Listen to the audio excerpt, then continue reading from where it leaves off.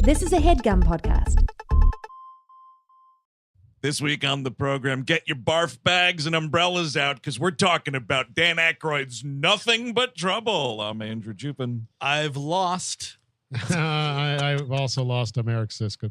You're correct. Chris Cabin. And this is the season 13 premiere of We Hate Movies.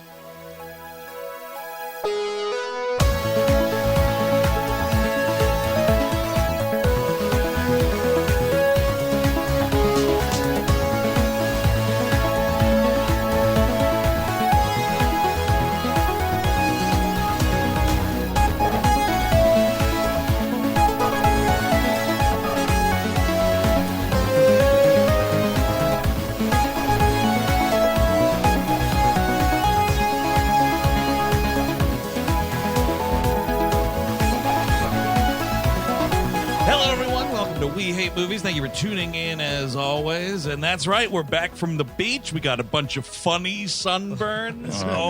Yeah. Oh, man, the straps are showing on my shoulders. I just Hell don't yeah, like dude. The funniest sunburn a person can have, and I've seen this only once.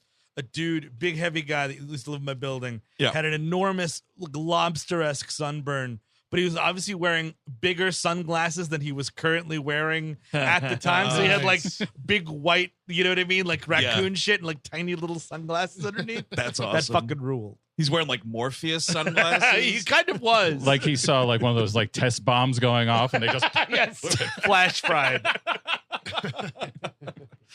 We hope you all had a nice little summer vacation or, you know, at least got to take some time away. Oh, hell yeah. Please ease yourself. It's tough times right now. Absolutely. It is. So tough, in fact, that we were talking about Nothing But Trouble from 1991. Written and directed and starring and produced Directed, by yes. Dan Aykroyd. Passion project of the man's. Jesus Christ. I forgot all of that. Like I knew he was in it. I didn't know that he wrote it. I've like steered clear of this movie for 20 some odd years. Yeah. Mhm. And I was like, oh wow, this is like a whole deal Aykroyd joint. They should make a legacy sequel where there's like a little kid from Stranger Things in it, you know?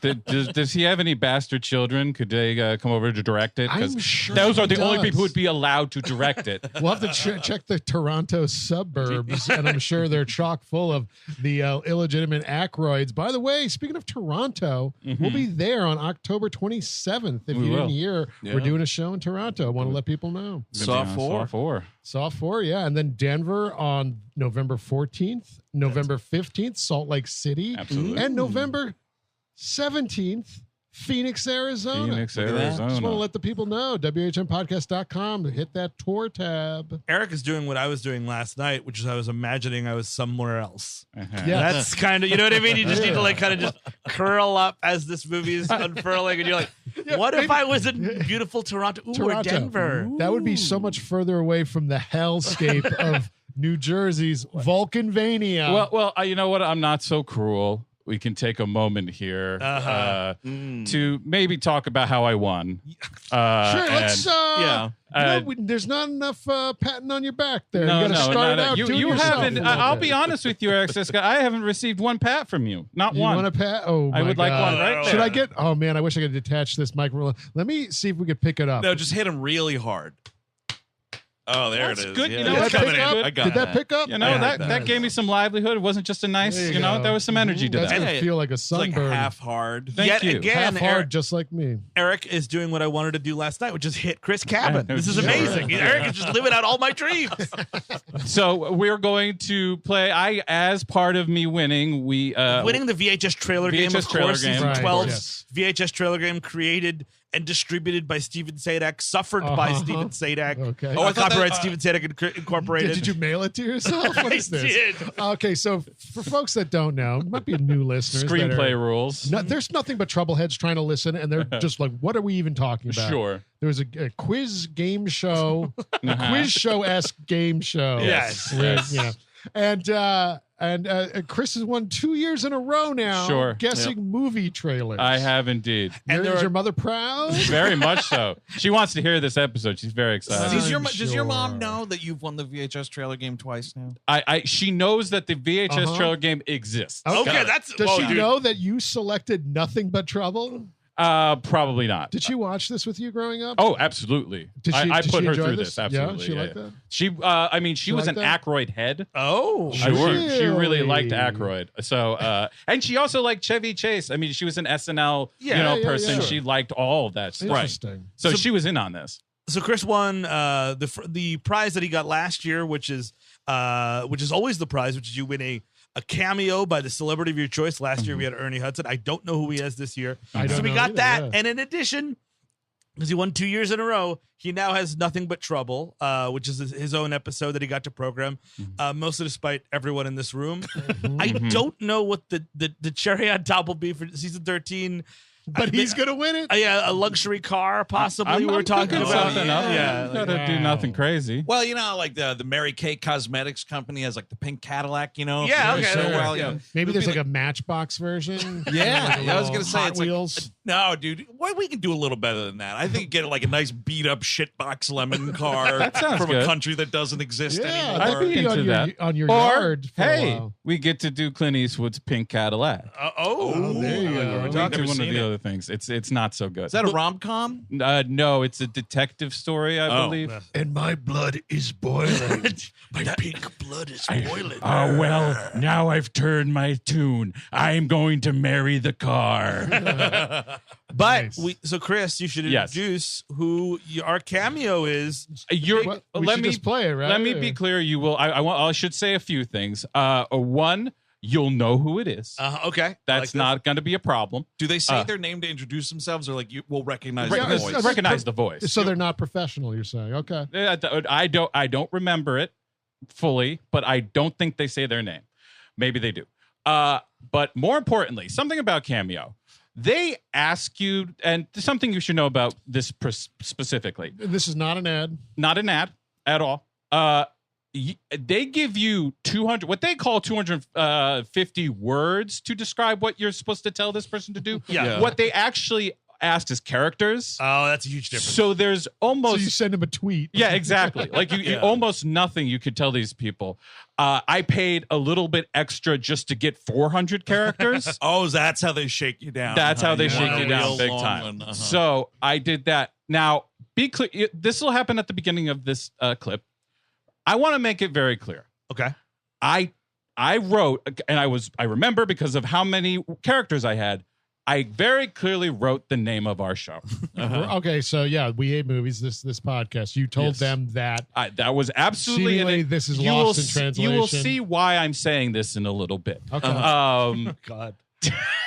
And second of all, he did not shoot it very well, but I am a believer that you should let the artist work, let them cook, let them do what they want. Yep. You can ask them to do it again. I was not going to do that. I want his vision. On Cameo, you can have them take a mullet. That's you a can. make good. Yeah, motherfucker. absolutely. Wow. You didn't, but then there's probably some Cameo review board, Yes. whether or Yeah. not you're allowed. You'd be in Cameo red tape right now, Chris Cabot, if you did that. I didn't go with a big boy like Robert Englund, who asks for like $500. Wow. The audacity. But I mean, it's quite a lot. But hey, you know what? I went with a good one, someone we know, and please enjoy. Andrew, Eric, and Steve. Eric Roberts here. We looked on your Insta for your podcast. Help us out, guys. We need to find you. This sounds awesome. Fun. Chris, congratulations on your win. Thank you, Eric Roberts. VHS trailer game. Andrew, congrats to you too. I mean, in second place, but you're cool with that, right? Yes, Eric Roberts. Game's not going to unrig itself. You let it stay rigged for 2 years. Steve, what up with the obscure clues, dude? What exactly are you trying to prove? You guys are all amazing. You've got your signatures on everything you do. Invite me. I want to be part. Mwah. Peace out. Stay cool. Well, absolutely. yeah, Eric that's it. Roberts, Oh, you my have an God. open seat on this podcast. Whenever you like, Just sir. don't listen to any of your own movies. Well, no, that's a good news. We can put those all behind a paywall on once in a lifetime on Patreon. you're Eric totally Roberts right. ain't gonna spend $10. That's Yeah, no, true. it's like, oh, hey, Eric Roberts, you want to come on talk about that time you were in Inherent Vice? The Pope of Greenwich Village. Come on, baby. Yeah, okay, a little bit of a larger Oh, role. dude, Sure. The Dark Knight featuring Eric Roberts. yeah, What do you right. think about the 3 scenes you were in, mister? Yeah, and he can just sit there while we're talking about fucking Batman's cum or whatever. He's just there talking about how he was cut out of every scene. It's just like, Almost that one. Nope. Out. actually, I was supposed to be on the side this one too. If Chris just moved the camera a little bit to the right, I was right there. I was right next to the burning money. It smelled awful. Eric, if you're listening, this is an endearing impression. We course. love you. We love all you your very movies, much. especially Best of the Best 2. Runaway Hell yeah. Train, sir. Just absolutely wonderful work. So like working with John Voight. That's Yeah, the probably real not great. question. Probably not great. You know what? Asshole. I gotta say, he brought it. You Yeah, know what yeah. I He mean? did. Like he Yeah, just absolutely. He just kind of like he was riffing, he was zigging and zagging. Yep. I actually believe that he wants to listen to our podcast, which he absolutely does not want to do. Yeah, he's a great I know that for- actor. exactly, he's a fantastic actor. Well, I don't know, man. He's got so much time on the set of all those Lifetime movies. true. Maybe he's listening to a lot of podcasts. Maybe. Well, he's always got to be mentally preparing for the next Lifetime movie too. Remember, he is a professional, and he does want to take the time. But Well done, Chris. You've done it once again. thank you. Excellent cameo curation. Thank And you. it's Sure. absolutely not rigged. Season 13 will be coming up sometime this month, and it won't be rigged. Oh, so finally, okay, now I might have a chance. This is finally like year this. 3. We decided to go unrigged. Yeah, we're That's just going to take the amazing. hook off there. Now anyone can win. Anything we can to not Yes. talk about nothing but trouble. On my way here, I was thinking about I was doing an improv practice years and years ago, and I started the scene doing a bad, I think it was like a bad German accent. Nice. And then and it's just a practice. And so I wasn't really, and I was like 3 lines, and I'm like, this isn't working. And I just stopped the accent. And my coach at the time, who I believe was Anthony Atamanic, stopped me. And he's like, hey, if you make a shit sandwich, you have to eat it. And that is A, very fitting to this, that I had to watch Nothing But Trouble, but also B, that's kind of what this movie is. Like, it's a shit sandwich that Dan Aykroyd made. Like, come on, everybody, let's go eat it. And then, like, everyone's like, shit, do I have to? I absolutely agree with you. And I would say that the major problem with it, as we're going to talk about in a bit, is that it's not a sloppy enough shit sandwich. Yes. Nope. I That's need it to true. be a little slop. I don't need these nice, like, the perfectly coiled, like, dog turds. You want to see I those need peanuts. slop. You need those peanuts and corns. And dude, I need just Forget slop. peanuts and corn, dude. I need a fucking cascade, a tidal wave Yeah. of diarrhea. Oh, diarrhea. A real Absolutely. fucking TGI Fridays mudslide kind of thing. The Shining elevator, Yeah. but Yeah, with, got it. with Yeah. the shit, Yeah. with the Well, I diarrhea. mean, this movie is kind of pretty vulgar. It's not in a language sense, but in the sense of how disgusting Visually, it, yeah. it's grimy, it's disgusting. Yes. But yes, they cut out some extra grime and violence to make it PG-13. the way I don't know how this came to him, but the idea is essentially, let's make Texas Chainsaw Massacre 2 a Hollywood comedy. Yes. Yeah. Yeah. That is pretty the much. general, like almost like a traditional, like almost like a Cary Grant old, like the beginning is very like stagey in that way. The first 20 minutes of this movie, I would argue, aren't really that bad. I was I agree. surprised Eric wasn't like absolutely over the moon that this thing starts with this guy crooning The Good Life with the Twin Towers. yes, Just yes. right in the That Yes. guy, by the way, is Ray Charles. I had Oh, the it same is? thing. 'Cause it doesn't sound like Ray Charles. doesn't sound like exactly. It's, him. just, it's very like whatever. Really? I just like early 90s, like contemporary poppy jazz Yeah. nonsense. Did he Oh, wow. re-record it? Maybe. I have no idea. It's Okay. just it's Ray Charles is singing the tune. So what's the history with this movie? I've seen this movie probably 30 times. Wow. Yeah. I'm- Because it was on HBO Yes. All the time. nonstop in the 90s. I hated this movie growing up, and I watched it like 20 times. Same, You know what I mean? Like, same. hated I it didn't every like it. time. My older brother would put it on, I think, to annoy me.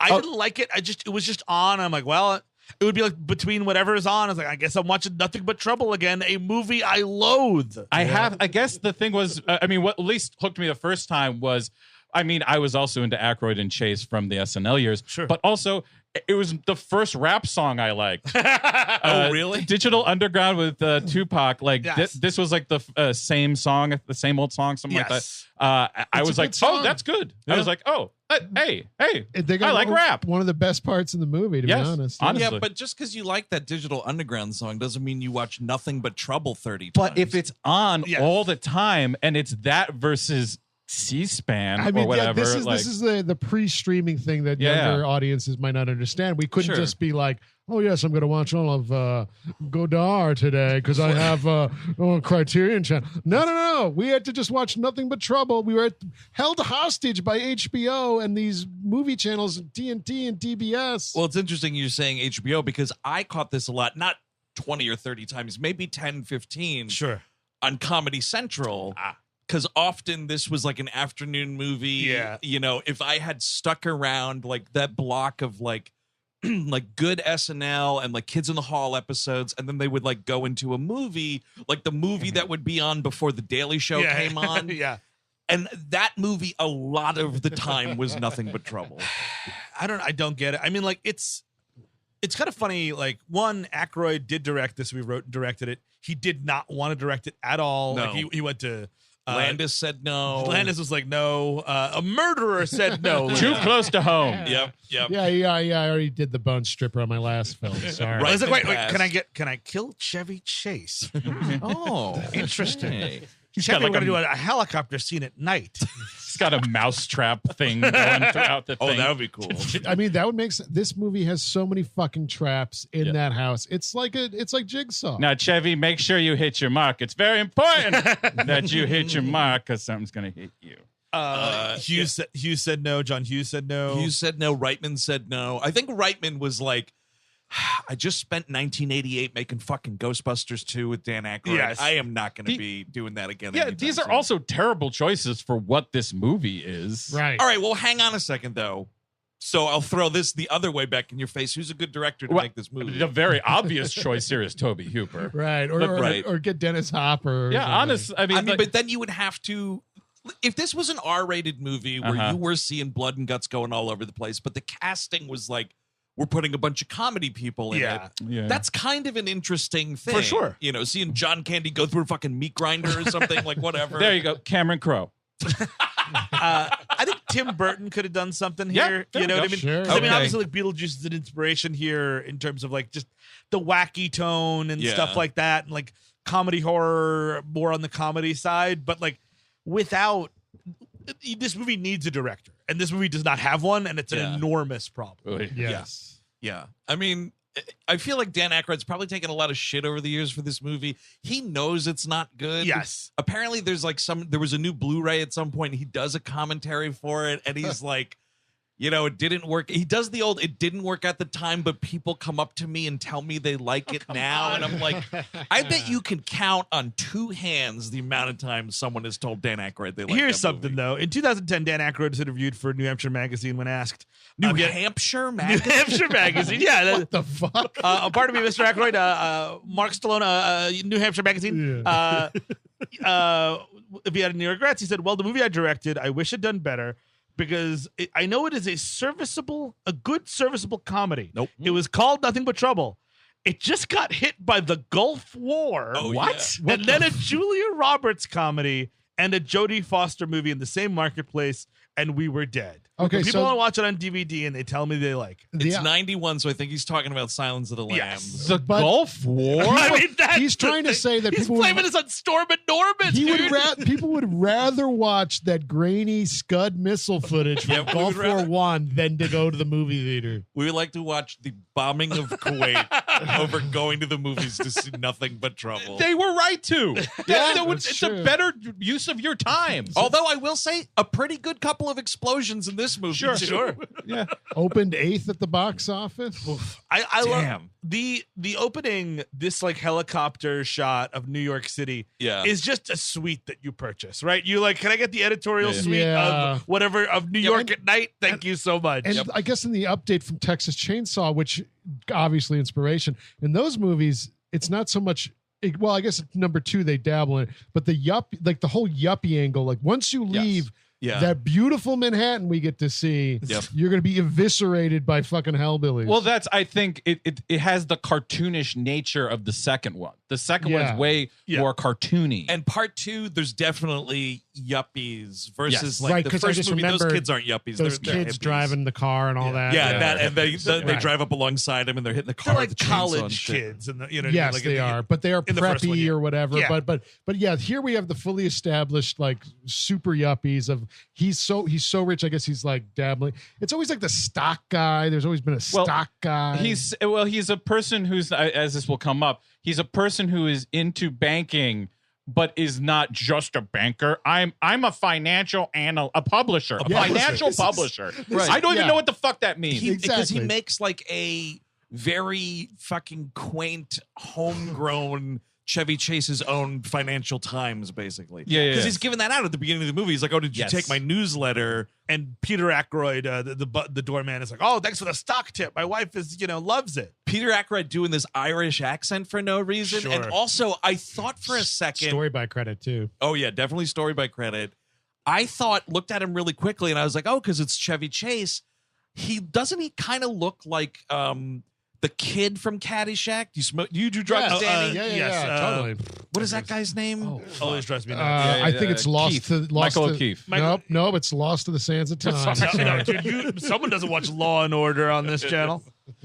Speaking of, I mean, the helicopter shot looks like they were like, "Hey, we've seen that Law and Order show. Do you have the rest of footage you used from that intro? Because we could take that, we could run with it, baby." Well, that's literally what B-roll is. You just pay for it, and if your crew ain't getting it themselves, you pay for it. So yeah, there's probably a lot of In the city of Valkenvania, stop sign crimes are considered especially heinous. These are their stories. Dung dung. gunk. It couldn't be a dung. Yeah. It'd have to be a fucking. Court is now in session. Hula hula hula bula bula bula. Oh my god. Oh God! So also, I mean, Dean Cundy shooting. Yeah. This. And, normally God. Wow. I to this day I will do the "Hey Dean Cundy" gag out loud. I did it when Steve and I saw The Thing a couple weeks ago. I was like, "Hey Dean Cundy" in the theater. This time that came up and I was like, "Hey Dean Cundy." What's up, man? Were you feeling okay? I Yeah. would love to know the story behind it because it doesn't even look that good. no, It does not. no, not at all. I mean, because I think, again, Aykroyd has no idea where to put the camera, how to move it, how to create any tone. Like, you know what I mean? Like, Right. it is. I mean, like, I do think this movie would be a little bit better if the gore was in there because it desperately You're needs right it. because it's like Texas Chainsaw 2 where it's still funny, but you have those scary elements and it kind of all works somehow. Yes. And here nothing works. But there's no tone to it. The No. gore would help. It would be ketchup on a disgusting hot dog or mustard on a hot dog, depending on your liking. I like a little bit of ketchup and mustard, but it would be something to dress it with, but it wouldn't be enough. Well, that's the thing, right? Is a lot of times, things in horror movies are forgivable, like bad direction wise and whatnot, because you are looking at gore and Yes. it's scary. Oh, yeah. So it's easier to miss how bad a horror movie can be Yes. sometimes, obviously not all the time, but this is like, there's fucking nothing. There's no directorial flair to this. There's no There's no cinematography blood. flair. You get you people strip Yes. their skeletons and you have no blood. It's stupid. You show me a Daniel Baldwin death and it's not wet. I mean, Yeah, come on. that's It fucked better up. be fucking sloppy. Also, I love the logic here too. It's like, oh yeah, we better not give Nothing But Trouble an R rating. It's really going to hurt its box office. Like, what are you doing? This movie was supposed to release on Christmas, and then they pushed it out to Valentine's. Well, Day. that I would be like, okay, so it's a troll. Like that's like the only thing that would have made sense is to open this thing on fucking Christmas Christmas. Day. Imagine. It wasn't Halloween. I thought No, Christmas it was and- Christmas Yes. Day originally. And That they swapped it to a different fucking movie stupid. once they saw the cut of this. But could you imagine taking your family to this on Christmas? I mean, I guess this is because it's candy. It's fucking Chevy Chase. Demi Moore was hot Well, at the time. logic is like, what was that? That Sherlock and Watson released on Christmas Day. Yeah. It's comedy from two names Oh, you yeah. know. Yeah. And it also did Crap. badly. Well, Well, That's sometimes crap. that does work. Like that Sherlock Holmes Guy Ritchie movie Right. came out on Christmas, Yeah. and it's like Yeah. that makes sense because it's like, oh, here's a movie that different kinds of audiences can enjoy. Yeah, like four Put it- quadrant. Yeah, thing. put it out at the holidays, and everybody can go after you open presents, or if you don't do Christmas, you got a movie. Totally fine for a fucking Sherlock Holmes legendary character action movie ish whatever. But this like pseudo horror nonsense, Like a horror comedy opening wide Christmas Day. It just does not make sense. And by the way, I should point out all these fucking dumb considerations that were made. let's not forget, this is a Warner Brothers movie. So Yes. of the proud tradition of fucking it up. Warner Brothers, who was at the same time dealing with the Bonfire of the Vanities disaster at the very, that is just that's like the end of Twister when the two storms are coming together and the super shit thing happens. It's a real shame they couldn't shelve this for a tax break. Oh man, they would have. This. I mean, so, the accountants let this movie down. Like, oh no, just it's done. Excellent. Now just shelve it. Tax break. Yes. I don't think tell this one's- Dan. This one's probably so bad, though, that if they didn't release it, they'd probably have to pay more taxes for some reason. This is what you owe. They get audited and they watch the movie, the IRS agents suddenly up the fee. We're always watching you. So anyway, Yeah. it starts with him coming into his building. Yep. Chevy Chase playing Chris Thorne. Sure. He bumps into Demi Moore, who has glasses on. And this is a weird thing. Like, he immediately is like, oh, it's Demi Moore in 1991. She's looking great. In about 5 minutes, they do the glasses off gag, kind of. Oh, really? Right. Where he's like, oh, hello. Well, because like he's like, so they meet. There is a swapping of a file. Right, he's holding a file that has something about this landfill deal, and she's the lawyer on that account, or for the guy, or she's dating the guy. or kind of insinuated. both. It's also super vague. Right, Yes. it's very vague, and she takes the file out of his hands, pushes it into his hands an espresso machine and a bag of dog shit. Which is what this movie is. Also, yes. I mean, also, this is Andrew was saying. You were saying there are little laugh moments in this. There are. Here and there's a couple. It's not a cohesive laughing experience, but that thing with the elevator when she steps out, and it's a good Chevy Chase physical comedy trying to hold everything. Yeah. And he says, "Thanks for the espresso machine and the bag of shit." And it's that good Chevy Chase, like the first part, and then the second part delivery, like very good. She's got this haircut that's like the dog person in the Paula Abdul video. Like it's this like really, or even like the dog person. the dog dude in the Paula I Abdul believe she's video. a cat. I think it's a cat Oh, person. it's a cat person. It's a cat person. I apologize. Lord almighty. Person. Speaking of Aykroyd, it was reminding me of Lady Zool or Gozer Yes. or whatever her name is. Goes with the Gozerian. Yeah. So it was working for me is what I'm trying to say. It's working for everybody. Demi Moore. Yeah, it's My lord. Goes to the Gozerian. By the state of New York City and the county of New York City, you have to wear this skimpy outfit and wear this jacket. Nyang, nyang, nyang. dude. Eat this hot dog. It is fucking wild. This short skirt that she's wearing through pretty much the entire movie. Yeah. This movie's a weird, like the beginning, it's one night, and Yes. then most of the movie is an entire day into a night.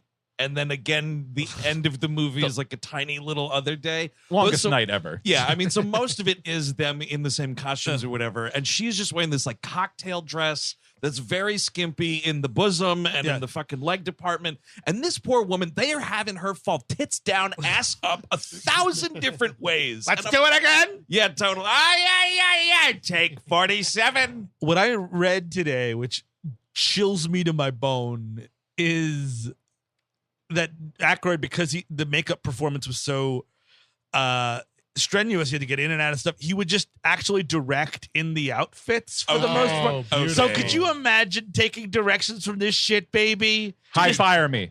Fire me, please. I don't want to be here anymore. Like he's just like, all right, what the emotion of the scene, what you want to do is to make sure that you're terrified, and you're like, you're wearing a diaper. And that's another reason Sir, why- you're wearing a diaper. Another reason why you can't direct after sitting in a makeup chair for 4 hours. Like, Exactly. He's going to be worn down. Do you think anywhere there exists a set photo of him dressed up in the Bobo There must costume? be. And he's doing like the two hand, like the gun fingers to make the frame with your hands. Like, so it's gonna here when you're going in close on my fucking fake fupa I have on here. That's again, I think that's what Dean Cudney's problem was. He's like, I usually like to talk to the director. I couldn't do it. And Dan, I got it. And No, how I got it. ugly Dan. these costumes are. He probably closed his eyes when he filmed the film. Hey, Dean, why are you on the phone with your accountant again? Hey, what's going on here? Shouldn't we get this shot going? It's just these. I mean, this movie is one of those, like, just when you thought it couldn't get any worse. Yes. And it happens like 3 or 4 times where I was like, holy shit, this movie just leveled up. Because I mean, that's a good thing for a movie like this, almost, right? Like, well, it's not like lingering on anything. Yeah. It's moving forward pretty regularly, which I do like. It helps pacing quite a lot. Yeah. But like, it's especially like, I don't even like this beginning because it is just kind of like, let's just set up the cards. Yes. real Oh, quick. I agree. Let's- Yeah. It's just like this whole scene is like Demi Moore is dating and representing this guy named like Schultz or something like that. Doesn't even matter. We Sons never or meet something like him. that. She wants to see him. He's out in Atlantic City. Chevy Chase knows him and is willing to give her a ride because she's Demi Moore. Yes. And that's what they're going. That's what the setup is they're going out to Atlantic City with their Brazilianaire friends. Right. His Brazilianaire, by the way. Way to go, dude. Excellent portmanteau for a rich Brazilian. So Chevy Chase is like their financial advisor to Taylor Negron, and I forget the actress's name. Who plays his sister. Yes. Oh. Ronalda is the sister. I forget the actress's name. It's Bertila Damas as Ronaldo. And of course, they're dialed up to 11. and Taylor and Negron, by the way, playing Faustus. Or Fausto. Exactly. Fausto. That's pretty great. Which kind of works. I'm kind of having fun with these characters. He and her are fucking great in this movie. Yeah. They're dialed up to 11. It's beautiful. But like what I was saying about the thing is like, it's very like this shows how incompetent this is that like Chevy Chase is attracted to Demi Moore. It's very clear. Yeah. And then he comes out to get the car the next day and he's hungover and he's like, you know what?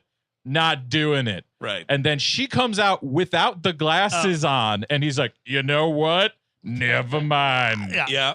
I actually like that joke. It's kind of funny. yeah. I mean, not about the glasses, but it is just sort of like, I'm so hangover, I can't do this. Like, whoa, boner attack. And I mean, like, it's 1991. What are you gonna do? Sure. Yeah. I do kind of like this.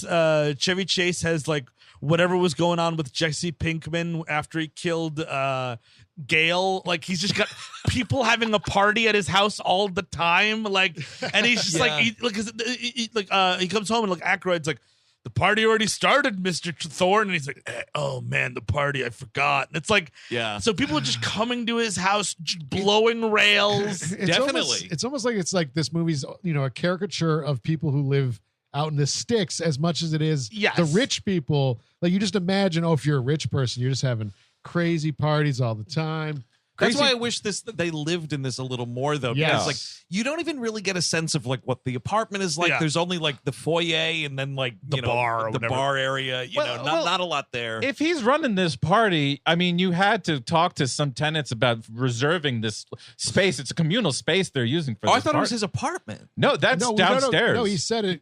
I'll be up I'll in the be at the penthouse. penthouse. Yes. Well, but doesn't he have to go back down to? Isn't it like an open area that he goes I into? think his house is just It's just have the ridiculous. biggest fucking apartment I've ever seen. I that's what think we're it's just supposed to maybe be. a little big. And there, again, yeah. Badger and Skinny Peter coming in with 30 pizzas and fucking 6 bottles of scotch. Yeah. And all the crank you could do. And we are just living in this man's house. If this is his house, this rivals the 3 Men and a Baby. Yes, like yes. nonsense. Oh, that this place. sucker is huge because it does seem like he just like left it and didn't come back. Like, Yeah. I guess Pete Aykroyd is checking in on the thing. I mean, as the friendly doorman. My thing, though, is, like, Demi Moore also lives in the building. yeah. Yes.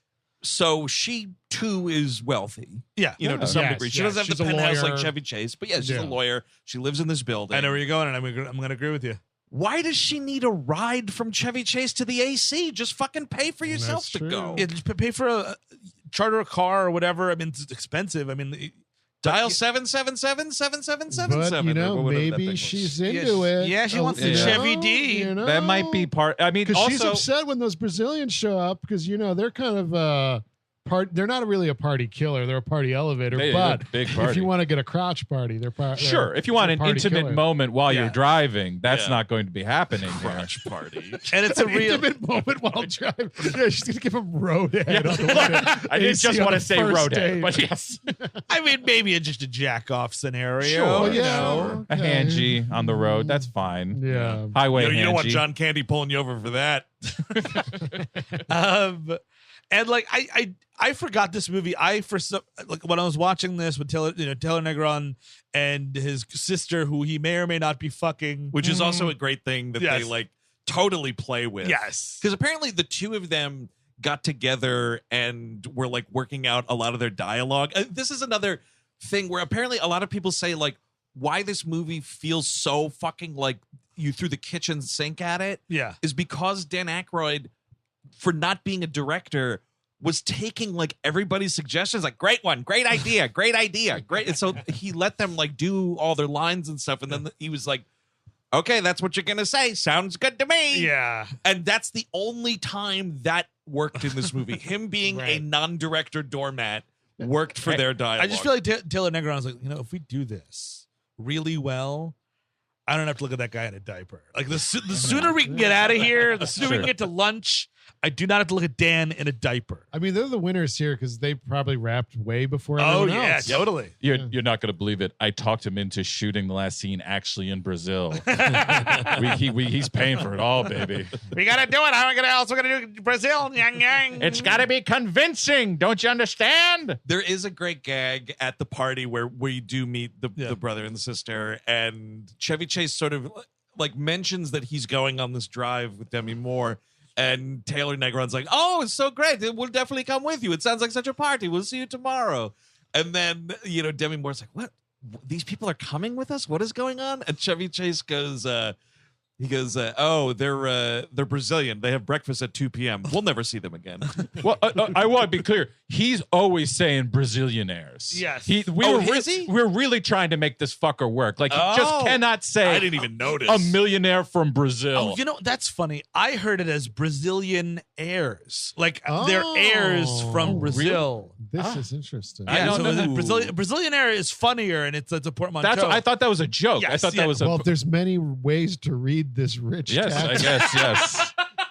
Ever twisting. It's a Godard movie. There's a lot of perspectives to consider. And you can tell what level of movie we're dealing with here on the show when none of us watch this with subtitles on. No, not at all. Because we will have those things, like on the Nexus a lot of the times, like, I want to make sure I'm getting the name right, all the planets and the ships and whatnot. This I could not have. You got 94 minutes from me, my friend, and that is it. Clock's ticking, motherfucker. I hit play on that remote control, and that's the last I'm going to touch it until I hit stop. I'm already gripping the couch waiting for the entrance of Bobo. So you know what? You just get this fucking thing done with. So they go, it's really important. It kind of comes to nothing, but he's got this fucking early GPS system, this television. The first GPS. It's like RoboCop's car. It's incredible. These things were weird, dude, because it wasn't like an actual, like how we have GPS now. It was just like a thing. Part of a console. It was a console that was just like a digital collection of maps. Yes. So you're just looking at a map. Yeah. Pretty much. Yeah. And you had to probably take apart your car to get it installed. Yeah, definitely. You got to send it to those creeps at the Geek Squad. Because I think Chevy Chase wants to take a very direct route to Atlantic City, but Taylor Negron and his sister want to have a picnic somewhere. Nice country drive when they're in the outside of Newark, the wasteland. Yes. The whenever you think of New Jersey, well, for people who are not from New Jersey. They think of that industrial waste corridor near the airport and all that. Think a lot of pipes and metal things blowing fire out. Right. Of For them. the Midwest folks, I don't know, Gary, Indiana, something like that. Sounds right. So did Bruce Springsteen write a song about Valkenvania, or did he not? He did. Yeah, it was what it I was. pulled over in a small little town, and a fat judge tried to kill me. Took off his penis nose. And the two fat men in diapers were hanging around. Fat man pulled me over. Don't know where I'm going. She wanted to get married, and I said, I think you're just John Candy in a dress. I mean, honestly, State Trooper could be about this. That's true. Mr. State Trooper, please don't eat me. Yeah. Please don't bone strip me. Yeah, maybe the Bone Stripper was a 6th Avenue freeze out, possibly. The whole John Candy character meant to be sympathetic because he's like the good guy. He's like, he's wishy-washy, but he's still going along with it. You don't have to pull someone over for not making a full stop at the fucking stop sign. I'll tell you the only reason that you could consider him a good guy is because he gets out of here very quickly. Yes, he does. He sees the writing on the Which wall. seems more like a John Candy scenario than John Candy the character scenario. Let me do less. Because so they Tilla Negron wants to take a picnic, so they wind up going off course here. They wind up in Valkenvania. Oh yeah, and they're like, "Oh, it's a village! Look at the little village." It's like the village from Gymkhana. Like There's it's like, just It's a bad like ghost town. Apparently, Parmesan. Parmesan, dude. there you go. I would rather go to Parmesan for sure. Absolutely. Parmesan or New Jersey? Absolutely. I live in New Jersey. You live in excuse me. Valkenvania. I do, yeah. But I love this town because it's got like these steam pipes and shit jutting out of the road they have to dodge. There's like these weird, obviously hellbilly-esque folks, and there's also those two bikers. And what was the line? It was something in Mr. Clean. Yeah, Evil Knievel and Mr. Clean. These aren't even like banger of jokes, but for some reason, Chevy doing those asides still gets to me. Gets me. I would like to see them a Marlboro Man and the Harley Davidson kind of movie with Evil Knievel and Mr. Clean. That might be good. I don't know where he gets Evil Knievel from because it's just a motorcycle. He has a bike. He's on a motorcycle. Like one's bald and they're both on motorcycles. And they're both drinking outside, which is fun. Sure. The one of the like freak like hellbilly people like sitting up at the house watching them drive through. Apparently, a couple of those folks, Dan Aykroyd's own family. Yeah. Wow. Like his dad. No makeup for you fucking freaks. Now, what you want to be is filth. You understand that? Filth. You are grime of society. Pa, take your teeth out. Yang, yang. You're being painted fish heads. For this set here that they drive through, I guess it was the set that they actually filmed the movie High Noon on. Ooh. So it was an Old West set, and they were like, this looks a little too like Old West. How can we make it not look like the Old West? And someone had the great idea.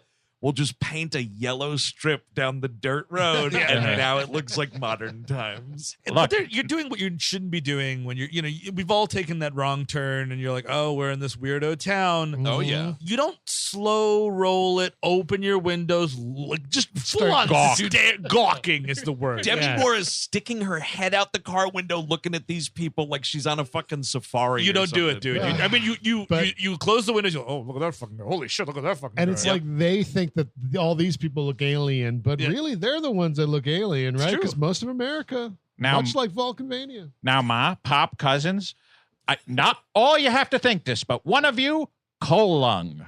Just have it in the back of your brain, colung.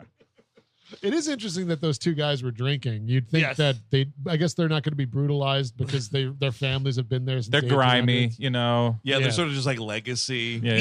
No one from Valkenvania seems to wind up at the judge's clutches. It's only like people who outsiders. Yeah, people driving through with them New York plates. And now, like, I guess you could just say that the assumption here is like their motivation for this whole operation is like, yeah, just like we don't like outsiders ever, but I need something. Yeah, I there's need Dan attempts. Aykroyd's fucking, the judge is sacrificing souls to a demon. That would be amazing. Instead, I mean, there's mentions of like the ID room, the Shire law, because they're like fiefdom law, like it's pre-Magna Carta is mentioned by Demi Moore. That's something, some law before. So it's like, Master Frodo, that judge is gonna cock in his nose, Master Frodo. Look at it, Master Frodo. His nose has a willy on it.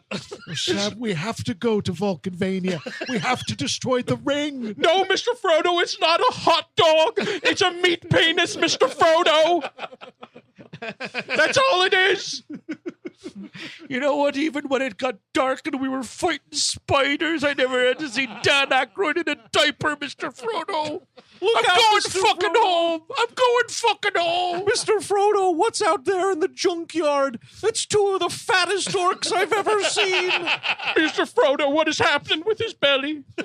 What is that? This is kind of like Isengard. They've destroyed all the trees. Sure. The floor is fucking hot from all the coal mining or whatever that was going down. Yeah, the coal fires are going on underneath this. That, I think, to your point, Andrew, is what that is. Instead of like, in Texas Chainsaw, it's about, industry dried up, the butcher, the hog farm or whatever went away. Yeah, So air they started- guns took away sledgehammers. So now we do this. This is like Dan Aykroyd's great uncle or whatever was fucked over by a banker, Right. and he hates bankers. And you know what's so funny about this is like you immediately think, okay, this guy.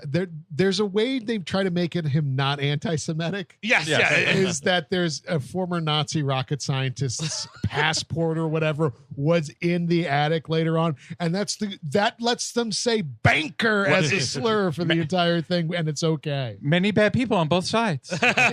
He's an equal opportunity. He'll kill a Nazi and he'll kill some dope smoker. He He'll says do either. something like, "Oh, there it is, like somebody doing something else. A banker will grope for money," and it's like, and the way he said banker made me feel, as a quarter Jewish person, a quarter uncomfortable. Not great. I'm going to pardon Joe Arpaio, sheriff, and also Sheriff Alvin Valkenheiser. Oh, dude, I don't know who. Reeve Alvin Vulcanizer. He's a friend of mine. He's fantastic. We're loving him. He's tough on security. I'm nominating Judge Valkenheiser to the Supreme Court. Dude, I'll tell you what, Joe Arpaio would not let the Digital Underground go. That's for fucking sure. Oh, no way. way. No. Joe Arpaio would find some reason to put them right in the bone scraper. He's just punching the conveyor belt button. Just like, Yeah, they're not even going to need a trial. Is Send that- them right to the bone stripper. is that Tupac? Sure, get him out of here. I bet he's seen this movie. I bet he loves it. Seagal showed it to him on one of their movie nights. Yeah, I love the way they take it to all the bankers, Stephen. Yeah, that's really fucking funny, man. All those, I hate Jews too. Yeah. all those bankers with their matzo ball soup. But the thing with yes, at one point we get a little ahead of ourselves, but Yeah. whatever. That's- It's it's not it is trouble. barely a movie. That's right. They go. Demi Moore and Chevy Chase discover an attic at one point, and this is like the trophy room. Yes. There's IDs all over the place. It's- And yes, yes, yeah. Nazi rocket scientists, but then also fucking John Gotti. Yeah. No, Jimmy Hoffa. Oh, Hoffa. yeah. Hoffa. Yeah, you're right. Jimmy But that's Hoffa, not. I mean, yeah. Jimmy Hoffa wasn't a banker. No, but I think he just came through not unlike Daniel Baldwin, who we'll get into. I think that struck me as odd. Like, the mafia is not letting fucking Jimmy Hoffa get killed by hillbillies. Yeah, so we're Yeah. just trying to make it this whole thing of like people disappear all the time. Yes. They probably Who's something a like famous this. disappeared guy? We're also doing Hoffa. like serial killer shit where they're doing newspaper clippings of these people Yes. going missing, which Yeah. is an extra level of insanity. I think like it's one thing to have a trophy room. I get that all together. You have the IDs Sure. of the people you've killed. Makes total sense. You need something to jerk off to. But Absolutely. then, reveling in it by snipping out the news clippings, that's a step too far. They do the thing that you shouldn't do. Obviously, like two things you shouldn't do when you're in like a part of town. You wind up in the weird town. You're off. You got the plates. People are looking at. Oh, One, yeah. don't gawk. Definitely not. Two, follow every traffic law you can follow. Don't blow a fucking stop sign, folks. He just rolls right through it. I also love the idea of New York plates in New Jersey being like, whoa, you ain't from you're from far away, boy, right? But so there's a cop behind him, and this is where I could have sworn that I remember as a kid that Taylor Negron had coke. Like that was the thing. That was the thing Right. here. I think Oh. you probably confused it with the Daniel Daniel Baldwin, Baldwin. Yeah. So like, but he's like, the cops come and he's like, oh, don't. It is very funny. He's like, don't take his shit. Like, he's This like, is just a provincial cop, man. He's like, you have a Beamer, drive like it. he's like, you could take this guy, man. That's so awesome. Which is It's funny. It's funny. But this is the conundrum. He speeds from the police.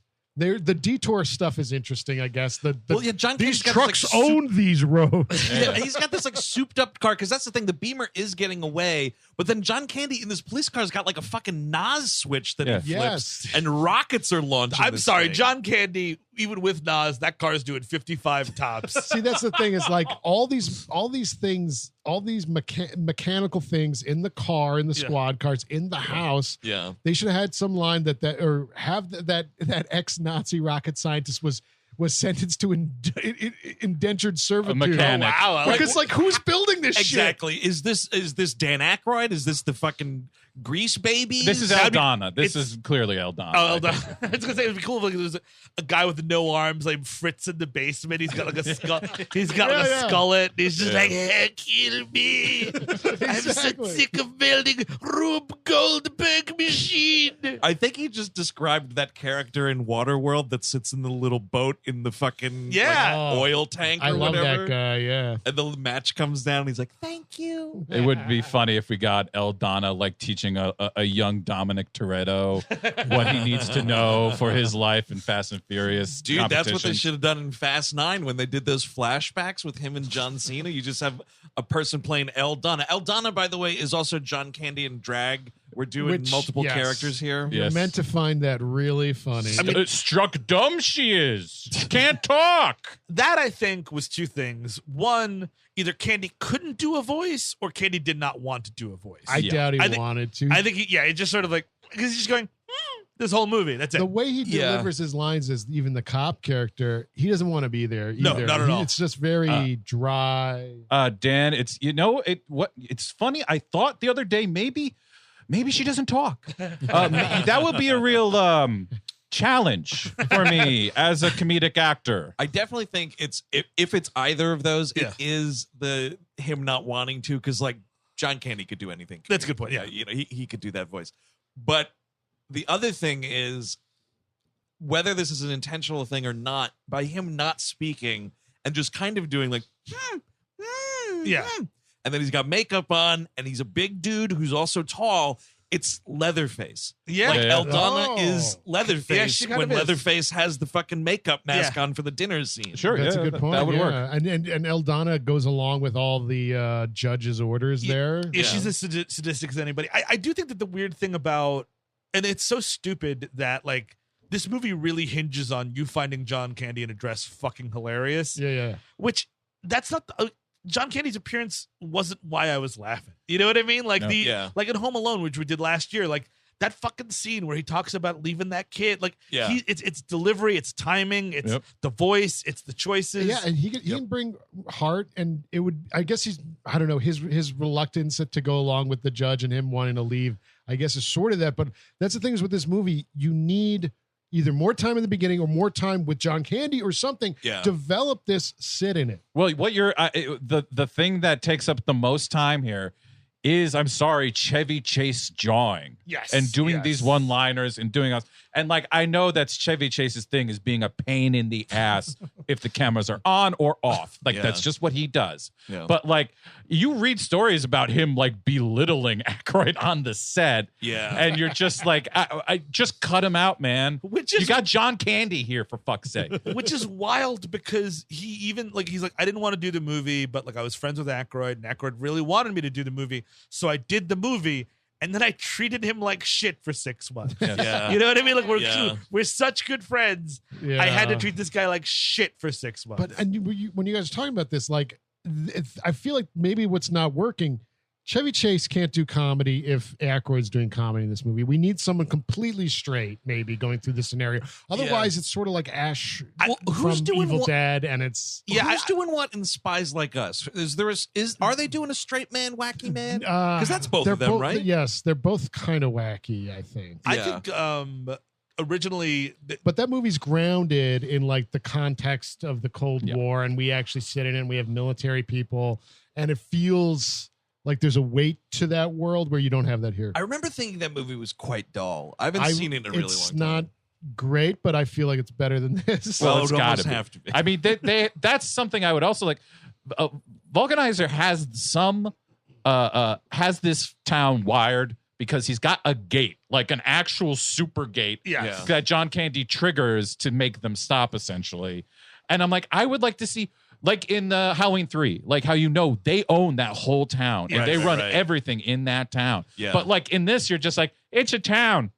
We need to get through it to get to the good stuff. They rush a bullshit thing at the end that is kind of that, though, when they're like, the twist is the judge is friends with all the state police and the cops. And it's like, okay, explore that in a better way than just go like, because what they do is like, they go to the cops and the cops are like, oh, go show us. And they all drive back to the fucking junkyard. Like, it should have been a thing where they're in the town and it's like, you have to help us, blah, blah, blah.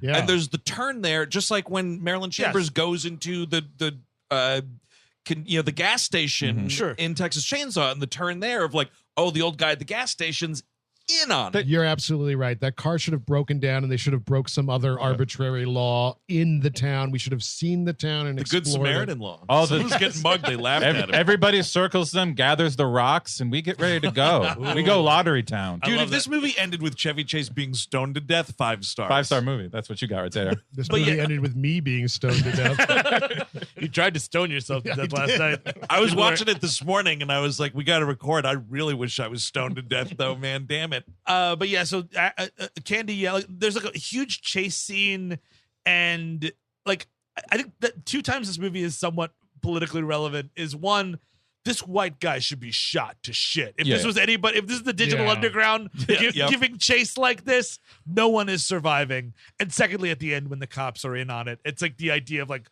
all law enforcement, like they love the judge. They just can't say it out loud. It's a funny idea, but I agree it should be explored a little bit better. Yeah, because it is just a throwaway. Like, he gets all the bad guys for us. It's like, you got to come back and show us because we're going to kill you there. We fucking hate Jimmy Hoffa, man. he really did us a solid by taking care of that piece of shit. Candy is like, I'm gonna overlook the fact that you evaded capture for 2 towns or whatever. Yeah, you drove 100 miles an hour, literally. But still, for the stop sign, I gotta ding you and bring you back to the judge.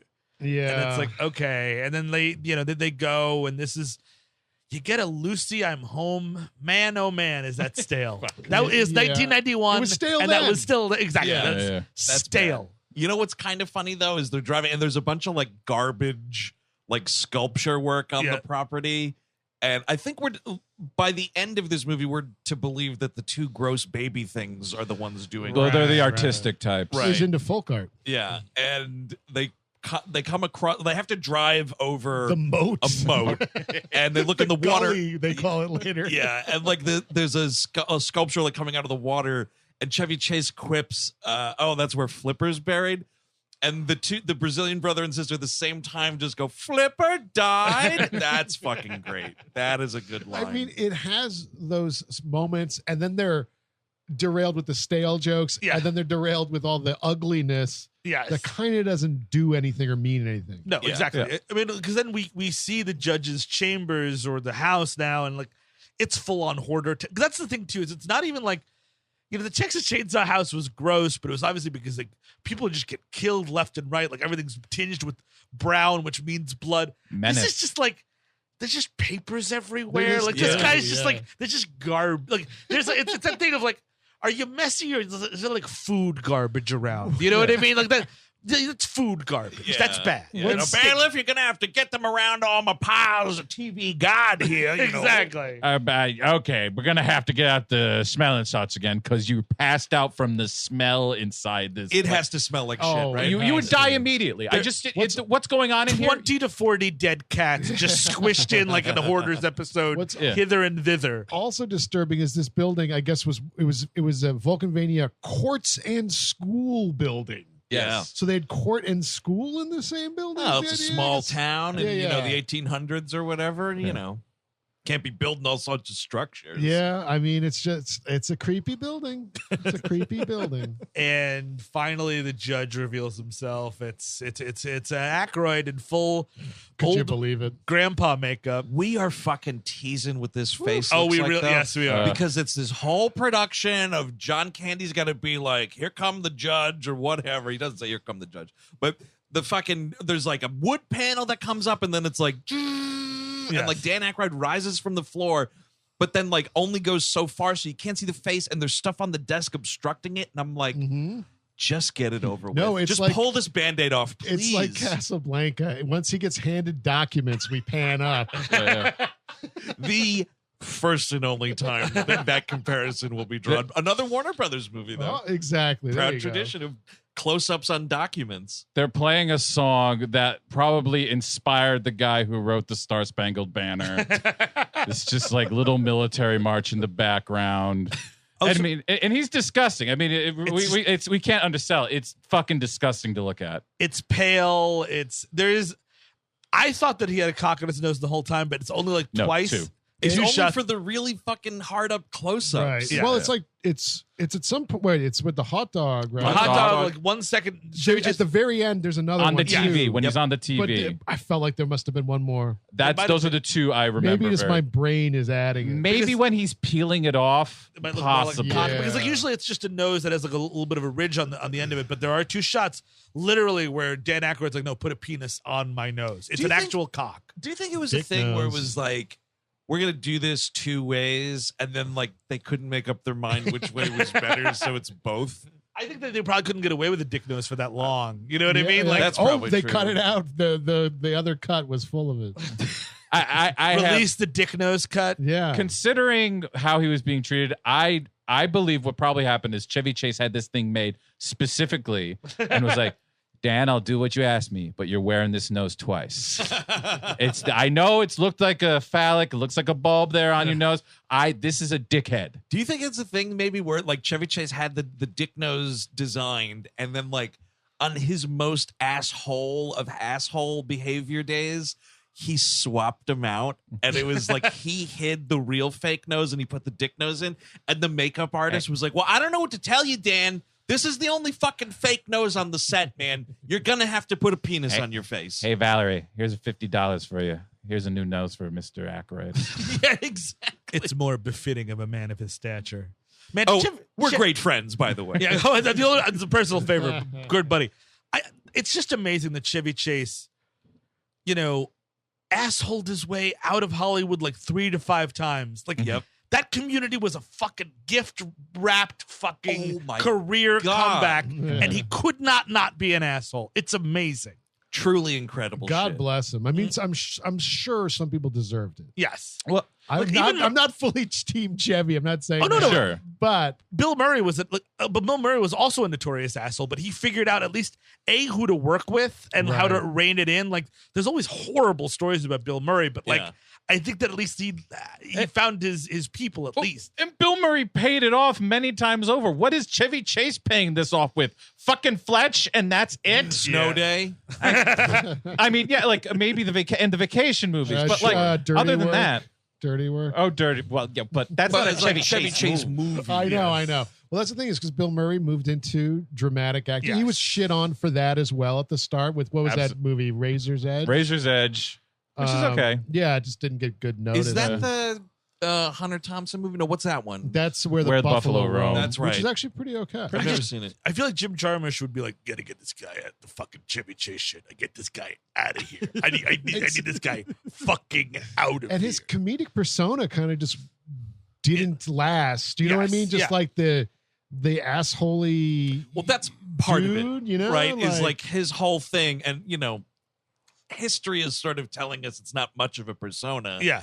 Chevy's whole thing was like, literally, I'm Chevy Chase and you're not. Exactly. Which And, which is funny, but it's not funny for 45 years. Well, you know what happened, I think, is the person who is most like him on the SNL roster after that is Dennis Miller. And Dennis Miller guess was that's the right. biggest deal at the time because this is right around when he gets okayed for the fucking show. Yeah. And he's in Dennis Miller movies. show, And he's in Right, movies he's in all the time.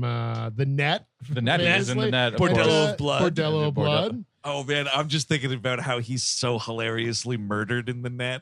Oh, he sure is. Fucking rules. Dennis Miller death scene. Hell yeah. But that's the thing too, is because like Chevy Chase is being an asshole in this moment, and like even Demi Moore, I don't know how Demi Moore's character is trying to S this dude's D later on. I'd be like, fuck you, it's your fault. I would die Yeah. Sure. cursing this man's name. Maybe it's a thing where it's like this character is accepted. She will not make it out of this gross house Yeah. alive. One last time. This is Yeah. the cleanest cock in the county. That's true. it's either him or Bobo. He's like 6'3", so something's going on. Sure, yeah. It's just like, here, Chevy, put this fucking bag over your head. Shut the fuck up So for I can 5 just seconds. fucking ride this pole. I mean, because the other thing too, dude, you have to fucking watch her kiss Chevy Chase in this movie multiple times. pretty tough.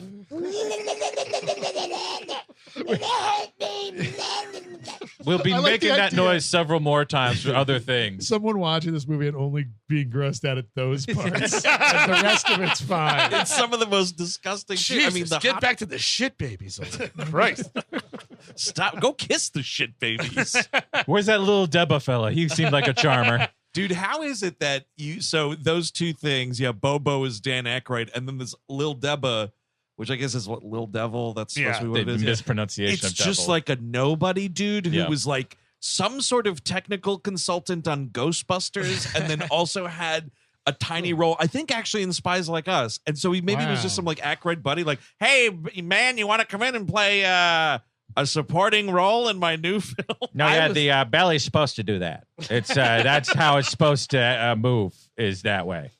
Jesus. It's just so sickening. Those two. So my they God. get sentenced to have to spend the night. Court will reconvene. I mean, here's the thing: Dan Aykroyd, at the very least, as this judge character, is having a lot of fun. Yeah, He looks disgusting, and he knows he looks disgusting, and he's dancing around, and he's got a weird little voice. It kind of sounds like Mitch McConnell, Judge. Sort of does. You're right. He's not the problem. With his acting is not the Performance problem. yes, Yeah. exactly. And he sentences them to spend the night. They get there's a slide that sends them on a bunch of squeaky toys, and again, 'Cause I guess they my killed skin dogs, is just too. crawling. It's just like that gross fucking plastic that you put the quarter in the Bath machine toys. and you get a little something.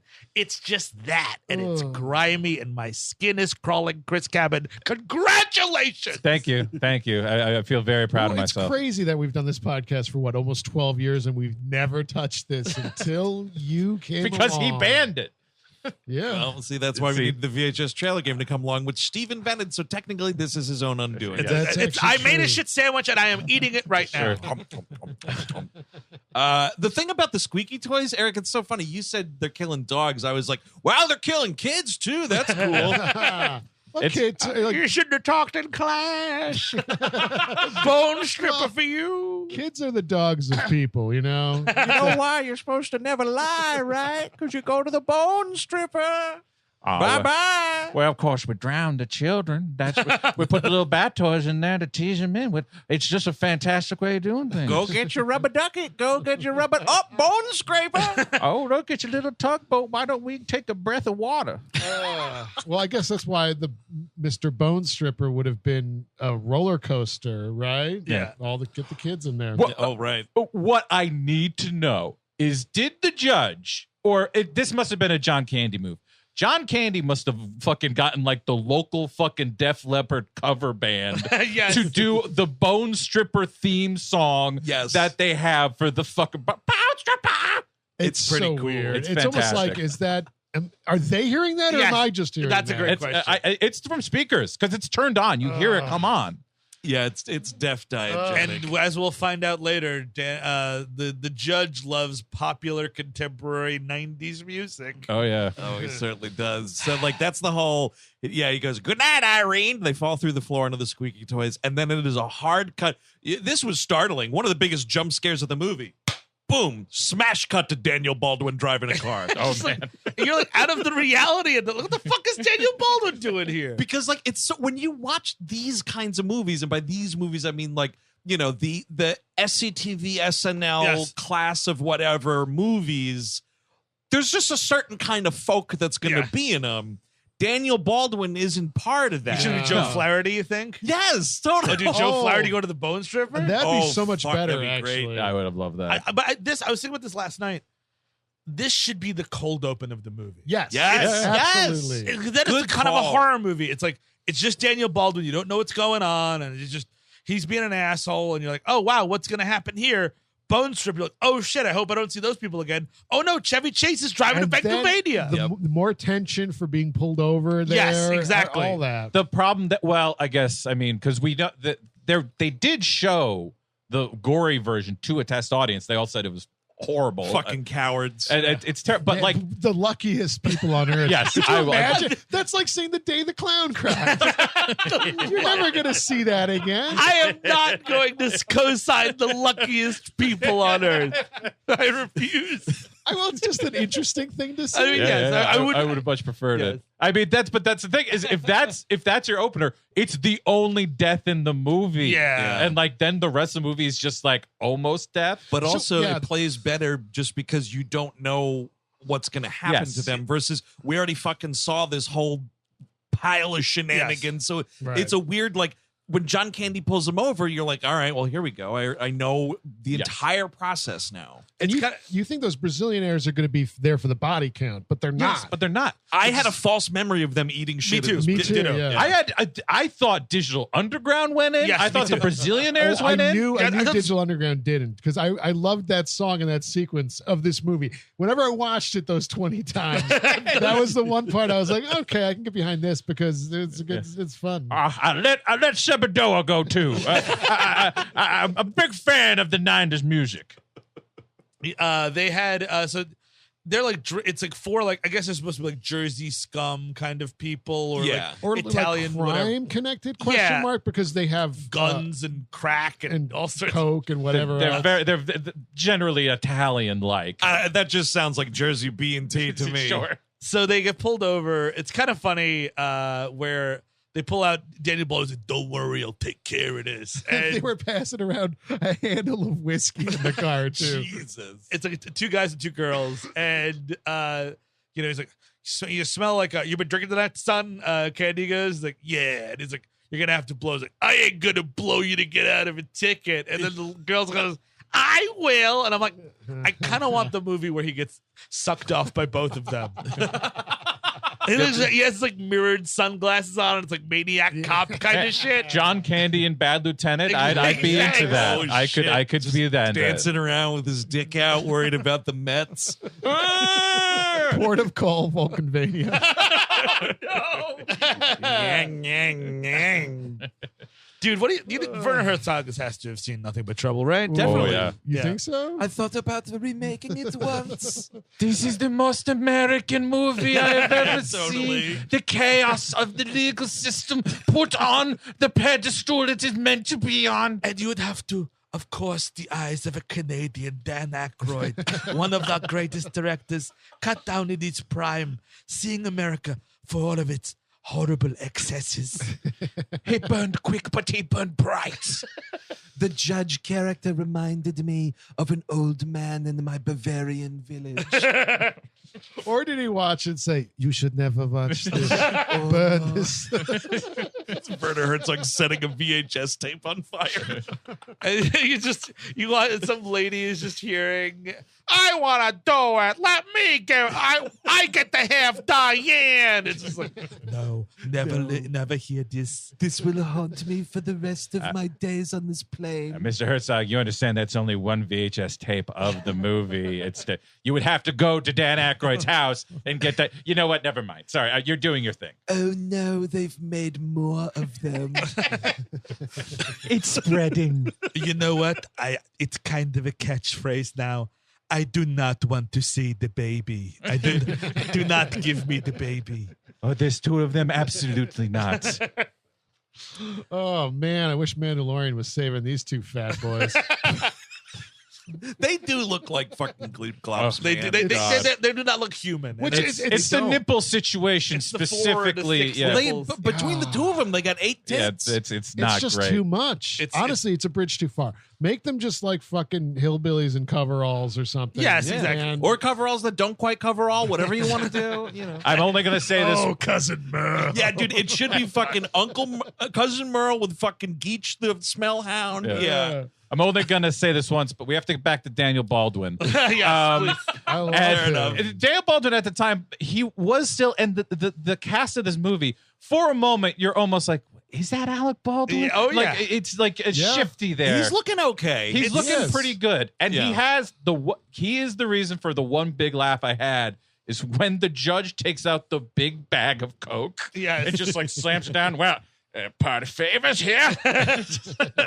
I let out a big hoot on that one. And they're cackling and laughing. He's like, "Oh yeah, all you gotta do is take a ride." And he this is when we finally see what happens to bad people, which is they go on a roller coaster, which puts you on a conveyor belt into the bone stripper, which is very House of a Thousand Corpses-y. Yeah. Like, Rob Zombie certainly watched. I mean, it's all cut from the same cloth, which is Texas Chainsaw anyway. But right. It is, but the it's Hooper like special. you can't just kill someone. You have to like rip their body apart to kill them. Yeah. Seems excessive. And it's all like cadaver bones just being thrown at a wall. Some wetness, please. Yeah. That's the thing. And like the way it happens. These are rancor bone bullshit. Yeah, Yeah, like thank these you. dry bones popping out I of this think I shit. saw like maybe some water inside of it when it was on, so maybe it's cleaning as well. It's like a car wash. Yeah, I don't know. Like the predators in there just polishing off all the fucking skeleton Make parts. sure the hot wax is working. A UFO landed and they arrested him and sentenced him into servitude and cleaning the fucking I think the bones. Predator actually just goes to the bone stripper. He's got like 6 more for him. He gives him like $70. That's like stolen valor then. Though. Maybe like a bad predator goes there and then brings back human skulls. I'm like, yeah, I did it too. Or maybe it's the other way around. The predator is bringing skeletons to the house, sort of like the equivalent of like, I just stripped this house of all its copper wiring. Yeah. Like, how much can you give me for all these bones? But I was thinking he didn't want to do all the skinning himself. He just brings the corpses. Let the bone stripper do it. Now you got some nice Give it to polished Bobo. skulls. Oh, so it's like when you go on a fishing trip, and if it's a guided thing on the Yes. like ride back to land, the guy who's doing the operation cleans all the Right. fish for you. Is that a xenomorph you're bringing me, Predator? Now, That's gonna burn my gears, Predator. oh, Predator, you remember to bring the IDs. Thank you so much. It's meant so much to me. It is a good question because what happens when the predator runs out of that vapor that cleans the bones and Right. shit? Yeah. And like the alien acid or whatever he puts on? Got some hot water and original palm olive. We'll take that off. Me and the Predator sitting around listening to Digital Underground. I did the Humpty dance, Mr. Predator. Oh man, now I'm just picturing someone in a predator costume doing the Humpty dance. I did a Humpty Hump. But so they get bone stripped, and like it's also they don't. Demi Moore, we're all still in the bouncy, disgusting, squeaky room. Which is like in the basement of this house. They don't see what happens, right? They hear the commotion of the roller coaster, Yes. and They the don't- 4 of them are in the basement Got it. toy pit. Like, what's going on up there? Then it's the dinner scene. It's but the thing about the roller coaster though is it is funny to imagine that Jimmy Hoffa went through. Yeah. Like, because then I just think about like Valkenvisor like calling up like Joe Pesci and be like, yes, I could do that for you. I could do that for. I can make sure it goes away for you. They're gonna put me in the bone stripper. He just sees it. He gets inside the. He goes inside the Venkenheiser's house. And goes, "Ha!" And he starts to try and run out, and he doesn't get it. The judge goes into a bank and Eldana won't look at him. We paint houses in Valkenvania, Mr. Hoffa. Usually grime. Call him the color grime. 2 coats in one day. Now I'm kind of imagining, because I do love The Irishman. However, De Niro at parts does look like fucking Vonkenheiser with a fucking black wig on his head. Like, oh, okay, I'm only 25 years old out of the Navy. What's going to happen Your here? truck broke down. Ah. That is just the most unsettling part when he's supposed to be young in that movie. It's chilling. But it's fun. we're all gonna go on vacation together. Yeah. Eldana, remember you getting the bag. It's dinner time. We all have to sit down for it. This is when we do meet Eldana. It's like a reveal. And again, if you are an uncle, exactly, 6 packs a day, thoroughly divorced, unemployed. This is the highlight of your life. It's a fat guy in a dress. It's amazing. Yeah. It's fucking amazing. It's hilarious. I mean, and what's funny to me is it's just like I'm looking at it like, all right, well, he's just playing this character. He's a woman. Yeah. Like Yeah. it did not register. I think because his like. Yeah. Like his noises that he's making are very Miss Piggy. Yes. So to me, I was like, oh, that's kind of funny. Yeah, But like sure. him in a dress, I was like, all right, Candy's in a dress right here. Because you need to figure out. I mean, like the joke, I guess, is that she's super strong and like she's a mechanic as well. Like these are the jokes. Yeah. And like you need something else. And she's immediately in love with Chevy Chase. Yes. That Oh, is the sure. bigger. So this joke. she's a Tex Avery It's, cartoon yes, also. yes. I mean, this movie is so cartoony. Even at the end, you got Chevy running through the wall, and there's an outline of his body. The soundtrack sounds like the It's a right before the note of like ba ba da ba ba, that like the stretchy wow, like whatever how you would describe that noise happens at the very end. I think that's a movie putting a fucking cherry on it, which is actually not a terrible idea, but it's just not the right movie. It's just the cartoon shit doesn't work really well. Like in The Evil Dead, they're doing Stooges stuff. Yeah, and that works better for horror, I think. Sure. I think, and you just have to, it has to be the whole movie in it. If it's going to be that, like, exactly. And this movie just doesn't have, its tone is just like everywhere. And and like, again, like a movie that's probably trying to be is Gremlins 2 also. Like, that actually does go the length for all this cartoon shit.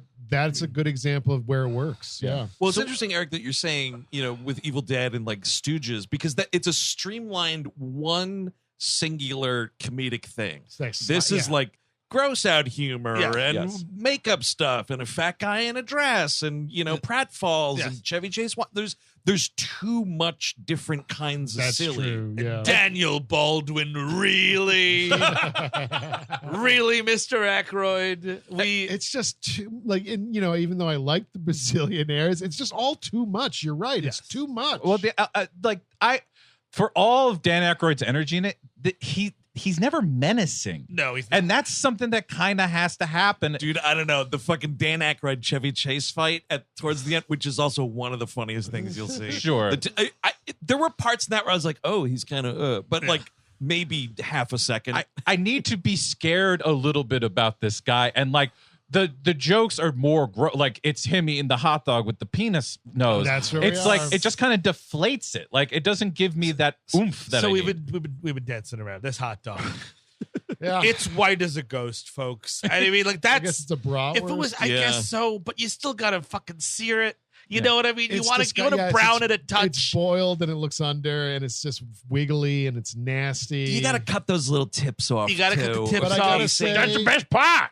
The condiment train, pretty fun. I would love this. I would have fun with the condiment How train. about drinking a Hawaiian punch with a gas nozzle? Dude, first of all, it was wild because it totally made me flash back to like when you got the Hawaiian punch. Or Juicy Juice was in just a big fucking can. So just weird. a huge can of juice. I will say one of the candy lines that gets me in this movie is when he just goes to me more. He goes, "Ants on a log, miss." Oh, because he feels very candy in that moment. Yes, exactly. Yeah. He's just got this big fucking thing of celery with the peanut butter and the raisins, Which and is you're not disgusted.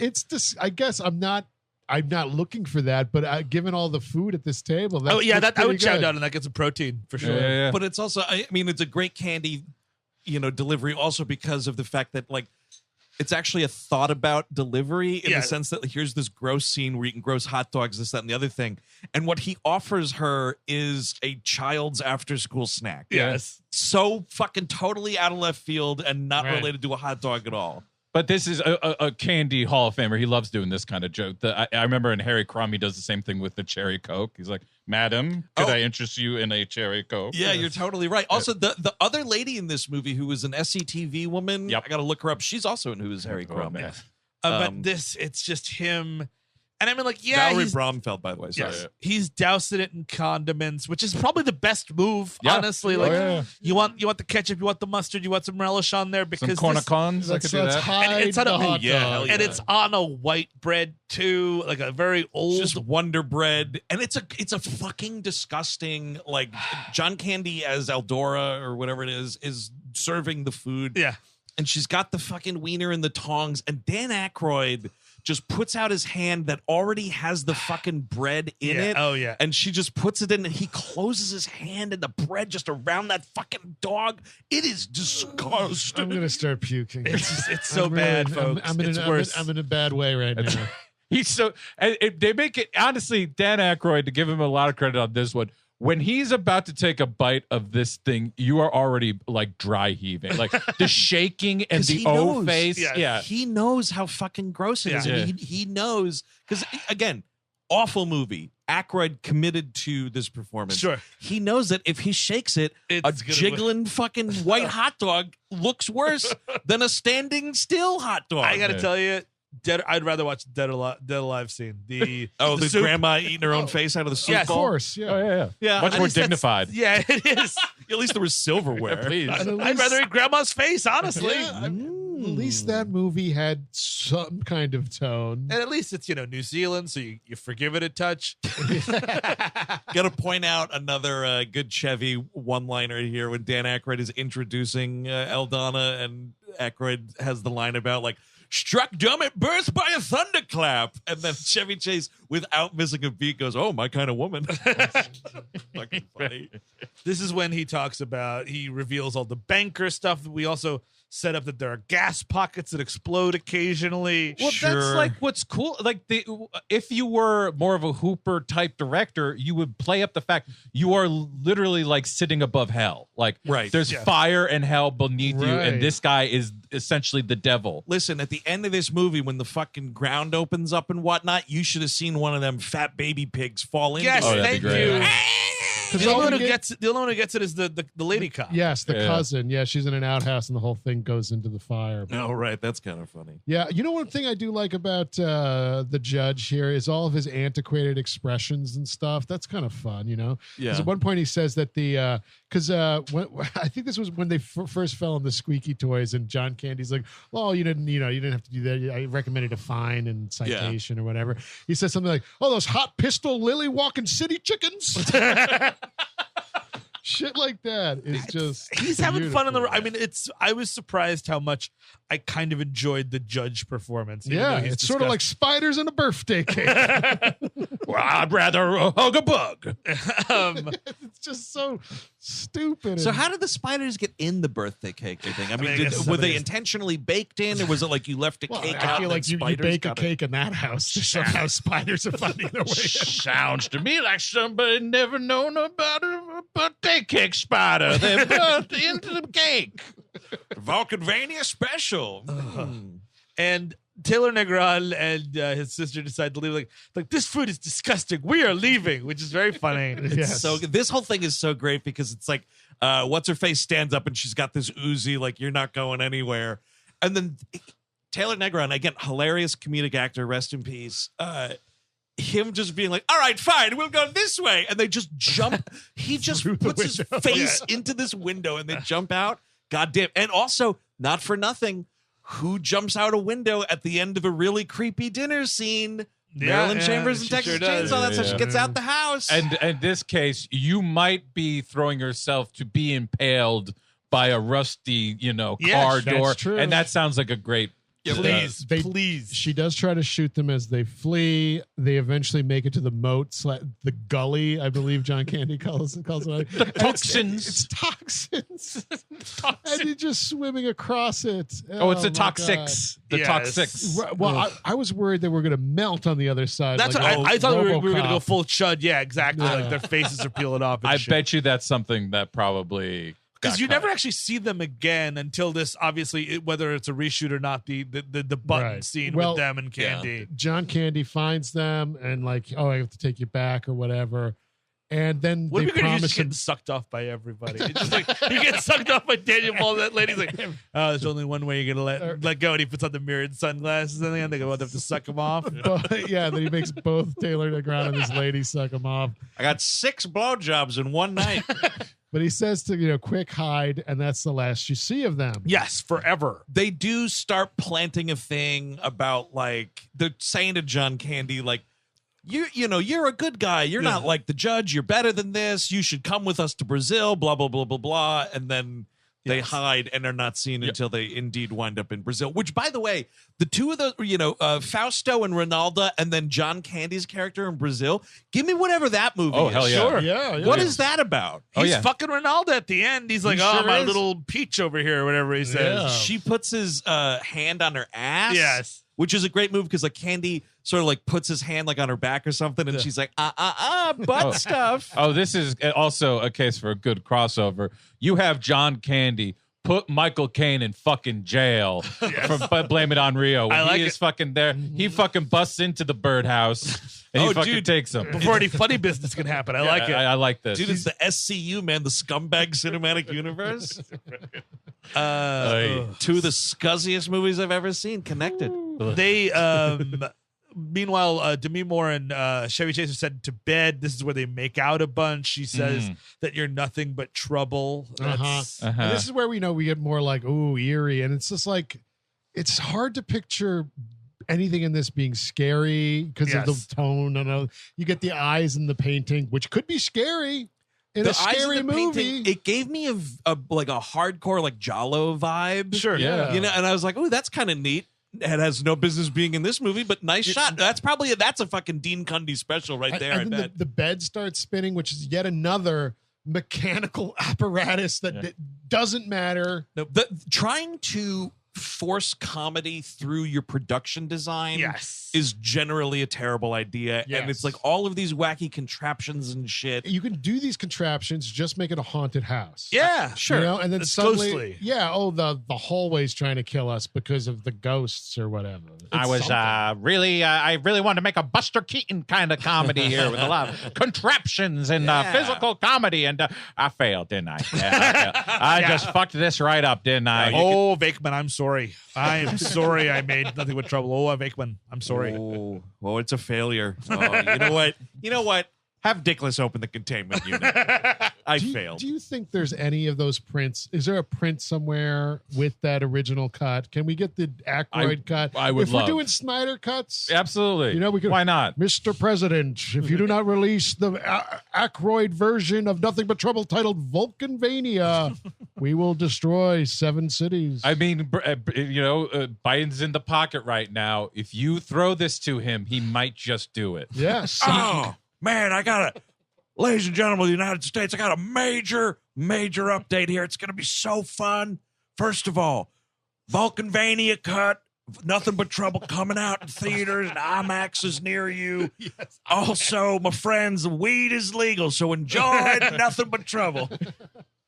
Well, he could do it. I mean, he's been hitting off lately. So honestly, that could happen. That gets him. He rides the re-election that way. That's honestly, you get the Nothing But Trouble, the Valkenvania cut in there. It's disgraceful they released the Valkenvania cut. Everybody knows the theatrical cut is perfect as it is. It's much like Michael Mann's Miami Vice. A lot of different opinions about how it should open. It should open in the middle of the Linkin Park song, folks. That's how it's supposed to open. Not on some fancy pants boat race, okay? If it was good enough for theaters, it's good enough for you. But I should point out, and it's a surprise to no one, but in case anyone at home is wondering and they haven't seen the film, newsflash: Chevy Chase and Demi Moore have absolutely zero chemistry. Very weird how that Zero. happens. Like it's like two mannequins kissing one another, which actually, now that I think about it and picture it, is sexier than Demi Moore kissing Chevy Chase. It's the problem of making Chevy Chase a romantic lead ever. He does not do well with women as chemistry-wise. I will say, credit to Beverly D'Angelo. Yes. In those vacation movies, she wants to fucking suck him off. That's the only time I think that it's worked, because it doesn't work in Memoirs of an Invisible Man. Nope. Not at all. No, not at all. And Yeah. also because he's married in that movie. Oh, sure. So otherwise, he's almost always single, and he's just got to be a flirt machine. Which is also kind of amazing that he is a flirt machine even in Vacation. In Vacation, like Yeah. he's got this gorgeous wife who's like, please, he's calling him Sparky. She wants to fuck him all the time. And he's Totally. like, I don't know what Christy Brinkley's doing, you ugly bitch. And it's like, dude, shut the fuck up, dude. Count your goddamn blessing. When he's in Christmas Vacation, when he's buying the lingerie from the sexy lady, he's, is it Very Hooter nipply and- outside. Yeah, and it's just like, again, My wife, God rest her soul. Yeah. Is she dead? No, she's just. Did you see Rusty? No lines. Yeah, I see, Dad. But no tab what does on he it. say? That's my panty line. No shit. Yeah. But like, even with that, it's like you got Bev D'Angelo at home, motherfucker. I mean, I know those kids are obnoxious, but Sure. He looks like he got kicked out in a rainstorm for being with Goldie Hawn in foul play. that's another him and Goldie Hawn. Right. Zero Nothing. fucking chemistry. Nothing. They're trying to make out. Something's going on. Nothing happens. The bed flips are that's Yes. it's a Yes. like and comes to. I thought it was a thing where it was like it was going to flip around. They would land upside down and fall into another No. thing. It just flips around. She goes, "What did you do?" He goes, "I didn't do anything." And then they get up from the bed, and that's the end and of the door is open. Then they're in the hallway. The hallway closes on them. Yeah, these gags are reminding me of what's that movie, High Spirits? That Oh yeah. you ever see that? Yeah. But I think that's also a fake haunted house. It's a fake. Yeah, I think it's like Who was a that? scam. Was Gutenberg in that? That sounds right. Let's say so. Gutenberg, and I think maybe Dom DeLuise. I'll look it up. But so like they wind up going in this hallway and Peter O'Toole. Yeah. they wind up Daryl Hannah and Goot. Yeah. Goot's in it. they wind up Neil on a Jordan wrote and directed that. they wind up on a slide that separates the two of them. Oh, Yes. right. This is what brings Chevy Chase to watch Dan Aykroyd take his nose off, And his this is fucking like fake leg. Yeah, too. the legs, whatever. The nose is what's getting you like. Whoo, whoo. And the what they find before that it's the ID room. Oh, they do. That's what they find the ID room and start smoking cigars, and it's And like, just- dude, whoo, jeez. no. Was this because was it like the first flash of like we don't want cigarettes in movies? So like easy peasy cigars. They're just gonna smoke cigars. I think it's supposed to signify that he's a rich man. Yeah, Sure, yeah. I mean, but it's just funny. Well, I mean, also we were going through cigar mania at the time. Oh, were we? Yeah, that's like when Cigar Aficionado fucking covers started coming out everywhere. I guess What, that's really? In the early 90s? In the 90s, I think is when it started. Oh. Maybe is that when Arnold got it? No, Arnold definitely Well, was in the 80s. Letterman was getting into it. Yeah. Also, yeah, in that's true. in the late Everybody was 80s. liking them cigars, baby. I like a cigar more than most people, I would say. Yeah. Not in a dilapidated room that has skeletons in it and actually But- must smell like fucking feces. It might mask the smell, though. Yeah, that's the yeah, that's thing. my The thought. tobacco might really do a number here. Speaking of feces, Uh-huh. one of those doors in the hallway, because we're having a lot of, it's like fucking Scooby-Doo. Yeah. They open the one door, there's a bunch of terrifying, like, fucked up toy dolls, Yes. and he's like, oh, that's the kids' room or the playroom or something. Then they open this one room, and it's completely filled with bats, and there's just a huge pile of fucking guano on the bat room. floor. Yeah. So that right there, I mean, that is permeating oh yeah, the that's whole Oh, yeah. house. I'm Yep. surprised the fucking wood beams are still there holding that thing up. Oh, yeah, they'll rot right through. that shit. The other thing with the nose getting peeled off, it totally reminded me of you guys remember Vincent D'Onofrio in The Salton Yes. Sea? Yes, yeah. Yes. That fucking pig nose weird thing. He had a fake nose in that movie too. Gross. But this is when the movie fails at its at the biggest, because Demi Moore is now stranded from Chevy Chase. Yep. She's afraid. She's in this weird outer area, like she doesn't know what's gonna happen. And the score is going, and I'm like, we are way off from where we're supposed to be. Absolutely. How can you possibly expect to raise any sort of tense atmosphere when your score sounds like the fake music they put on the fucking Married with Children DVDs?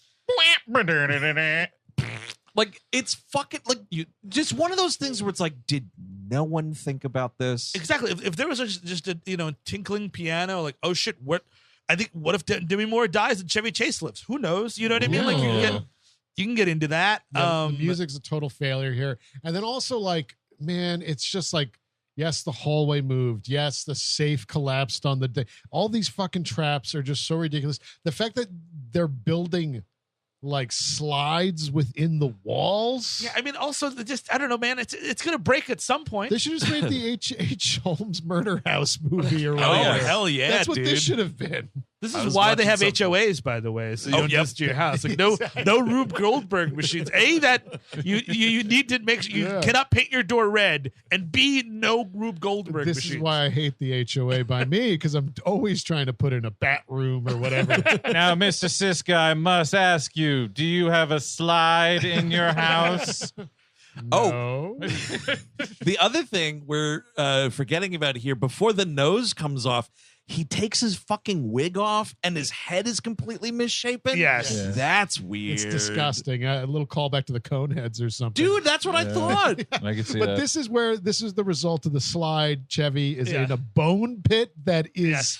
adjacent to his bedroom. Because there's like a hole in the wall, and we're definitely doing a fucking Psycho ref here. He's peering through the hole. in the Yeah. wall, yeah. Which, man, the audacity. And Demi just got the right way and fell out into the junkyard and is now confronted by our two disgusting shit babies. But the line that gets me with Bobo, and I think that Andrew's going to know what it is, Bobo and Little Devil, they're just screaming at each other. It's like, yeah, it's because you're so fat. And he's like, you're so fat you couldn't.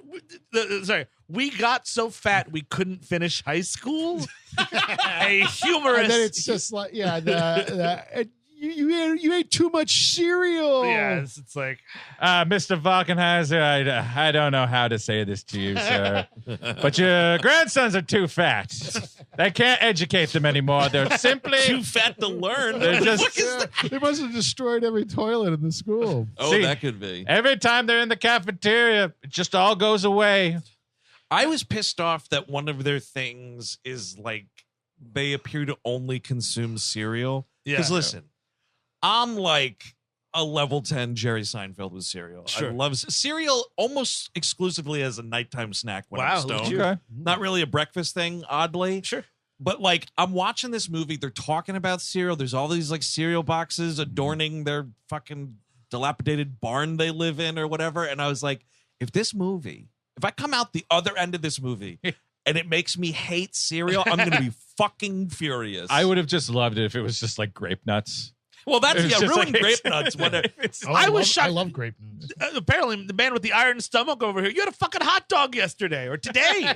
Oh no, that was a couple days ago. Oh, okay, all right. I did eat immediately after this movie, but it was a pepper turkey wrap. Well, I was just glad that like I watched this after as the summer has ended. Now that hot dog season is finally to a close. I'm sorry, can I hang on a second? That's Yeah. your question. Hot dog season? Point of order. It's all year round. I think, Yeah, I think yeah. December is the one you take off, right? Yeah, but January is a wonderful hot dog month. You can just get a hot dog anywhere in January. Well, no, dude, not December, man. That's when Sausage Claus Oh, comes. that's That's true. right. Yeah. That's right. Can't be Yeah. turning that dude away. December 26th, Sausage Claus visits the boys and girls of Chicago. And yeah, New Year, new dogs. You know, Oh, you that's just get in there. And You know, get I some guess new- hot dogs are for any time. It's true. So Bobo and Little Devil are just totally naked, except for a diaper. Their heads They're are misshapen. they're shitting themselves. They're I shitting suppose. themselves. They have each have like a Gerber baby esque kind of curl. Yeah, that's a blonde gross That's curl. just that's the bridge too far. And that's them.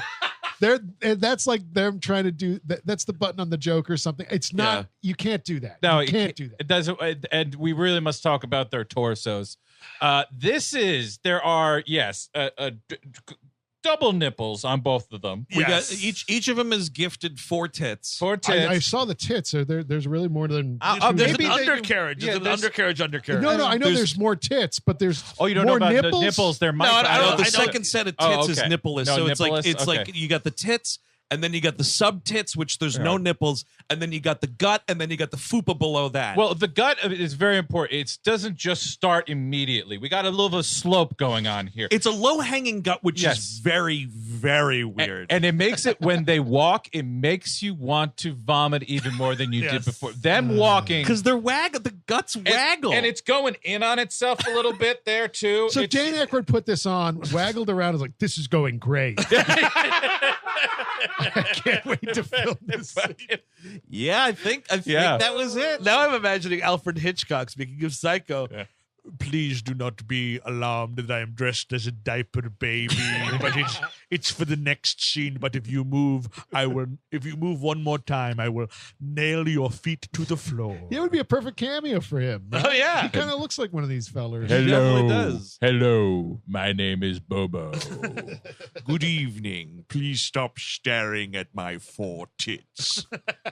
And they're sweaty and they're covered in grease. And the And grease, the amount of grease fluctuates. It Yeah. does. It does. Sometimes it's like they're just gross and dirty, and then other times it's like they fell in a vat. And like the thing of it is, like, I don't know, Judge Valkenheimer. I know that they've been banished outside the house because you find them to be an embarrassment. I would just be like, oh, yeah, and here's some burlap sacks. You always got to wear them. If I go outside for a stroll, I don't want to see your fucking tits. So you better be wearing this large these dusters I bought you. Just get him some fucking dusters, okay? Yeah. Your grandma left you a bunch of moo-moos. Exactly. Why don't you all just wear them? And it's also rural New Jersey. It's fucking cold out there, dude. That's also true. Winter's coming. Is there a kid that died that birthed these things? Somebody must, because Or is they're it- all or is, grand.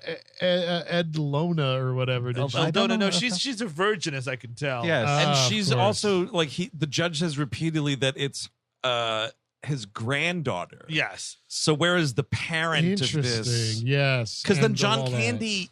Is the cousin or something? I don't No, know. Candy has some line about like the judge raised me. He found. I think he's like a foundling or something. Okay. Yeah. He's a foundling. Yeah, he said he's been working for him since 8 years old. Yeah.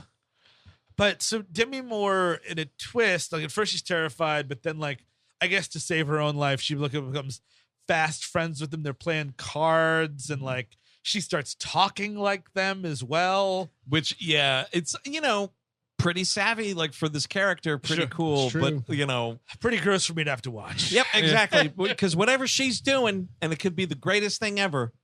The scene partners Yes. are these two Yes. characters. Who are just slicked in sweat and black oil all over their backs. Okay, let's send the podcast already. God damn this fucking thing. There's one part where Eldana kind of has like a Frankenstein's Oh, monster right, yes. move and almost throws Demi Moore in a fucking fire hole. We want to play with her. Yeah, and then Yes. that's how she gets in this cage where she's playing cards and she's not sacrificed here. But then now Chevy Chase has to marry Eldana, and I mean, I don't know, like it must have been a Warner Brothers note of just like, well, if we're gonna give you $40 million for a movie, you better have a cool rap group in it. And Well, it's like, also what? like, well, he's from the world of SNL. What's the musical guest for this movie? Oh, yeah, perfect. With musical guest, Digital Underground. Listen here. The Warner Brothers Corporation has another side, music side. Exactly. And we've got a wonderful group of fellas named the Digital Underground, and they would love to be in your picture, Mr. Aykroyd. You know what's interesting though? I looked it up. The same year that this movie came out, the first Addams Family movie came out. Yeah, and that's- what's kind of funny though is Addams Family had the MC Hammer song, but Hammer only did a video where the actors were in it. Interesting. Yes. Yeah. He wasn't in the movie. Right.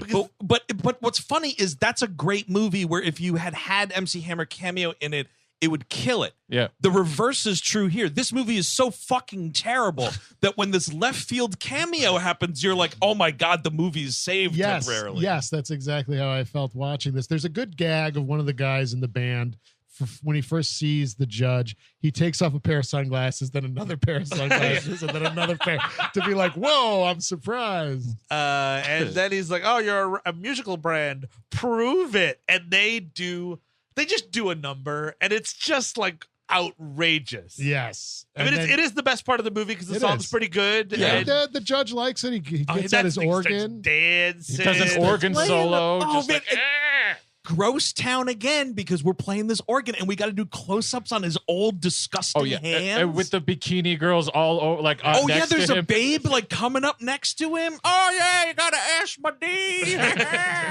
But they charm him, and good on them. And he like waives all the fees and says, that he's going to let them go for their contribution for the common good, And, which is good. And what's your name?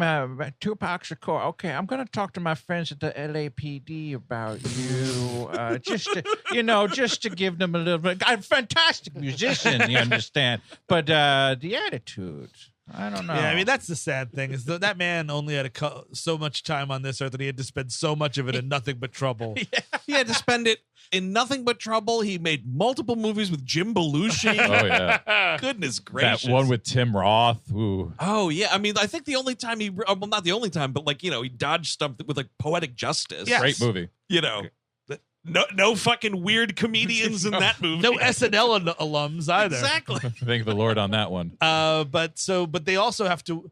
they're going to watch the wedding as witnesses and also play music while the Got to play a funky "Here Comes the Bride." that's fun. And Eldana comes in. We Also, get- Chevy Chase has been promised, like, if you marry her, like, you're going to inherit a fuck ton of money. And I'd be like, prove it, motherfucker. I see how you live. What are you talking about? exactly. Look, can you tell me exactly where Hoffa is buried? Because that might get me some money, honestly. And they do the marriage. There's a big kiss, which I'm sure again that uncle is having a good laugh at. Oh, absolutely. Truly stunned, by the way, that Chevy Chase agreed to be kissed by a man on camera. Didn't take, I mean, it's a very like closed mouth, two faces like kind of smash at Even each other. still. Well, he knew the Christmas Day laughs would be there. Christmas Day. Listen. Can you imagine it? I think if that happened, dude, a real life crisis over the cancellation of Christmas would Absolutely. have happened. That would be the fucking first and last shot of the war on Christmas. Yep. Releasing nothing but trouble. Hey, Yep. it might have Fuck, they actually should've done helped us cut it off at the pass. That might have killed Warner Brothers right there. That might have done the fucking thing. What do you mean I can't make Batman Returns? Oh wait, they made nothing but trouble. Yeah, that makes sense. Sure. Oh, no. It's a personal favorite, but I get it. But as right after the wedding, he's Chevy Chase is like, no, take me with you. I need to go with you. Digital Underground, save me. Like, oh, she was lying the whole time. Bone stripper for you. Yep, totally. I do like there is a nice reversal of who gets a funny one-liner at the wedding, because Chevy's like, well, she is kind of special in her own way or something like that. And then without missing a beat, the judge is like, well, you'll never have car trouble. As the Digital Underground is leaving, he's like, please take me with you. He's like, no, I was nervous on my wedding. I forget who says it. One of them is just like, I was nervous on my wedding night too. Don't worry, man. Like, they kind of just like, I'm leaving this movie. But then we get this, the Deus Ex Machina of the fucking bone stripper just falling apart for no explanation. You need something like Chevy Chase needs to be smart enough to put like a bow or something in there. Like, fuck with it. There's got to be something. Maybe Instead- Demi Moore sabotaged it while she's running around. Exactly, backyard. because instead they just play it as like this is a thing that happens all the time, Yes. Yeah. which like, okay, Oh, none of your other sure. dumb shit's broken down What? in this movie. Get Bobo over there to fix your goddamn bone stripper. What are they doing out there? This is when there's like 3 scenes missing because it's just that Right, it kinda just it cuts and then like all of a sudden there's a quick scene of them of Demi Moore having fun with Bobo and Little Devil, and it cuts immediately to this guillotine machine and the judge has her and he's like, that's it, you're gonna die now, Demi Moore. I'm like, this does not make any sense. No. No, because now they want to, I guess, get Chevy Chase out of hiding to save her, so he can take her place. And this guillotine machine or whatever, it's like plows or Yeah, it's something. like 3 snow plows set at an angle. pretty cool. fucking I I gotta hilarious. tell you, Gallagher must have been pissed, right? This is 91. This is prime Gallagher time. You're gonna fucking smash or cut into a watermelon on my fucking dime, my you're friend. Gallagher was always the best with the sledge.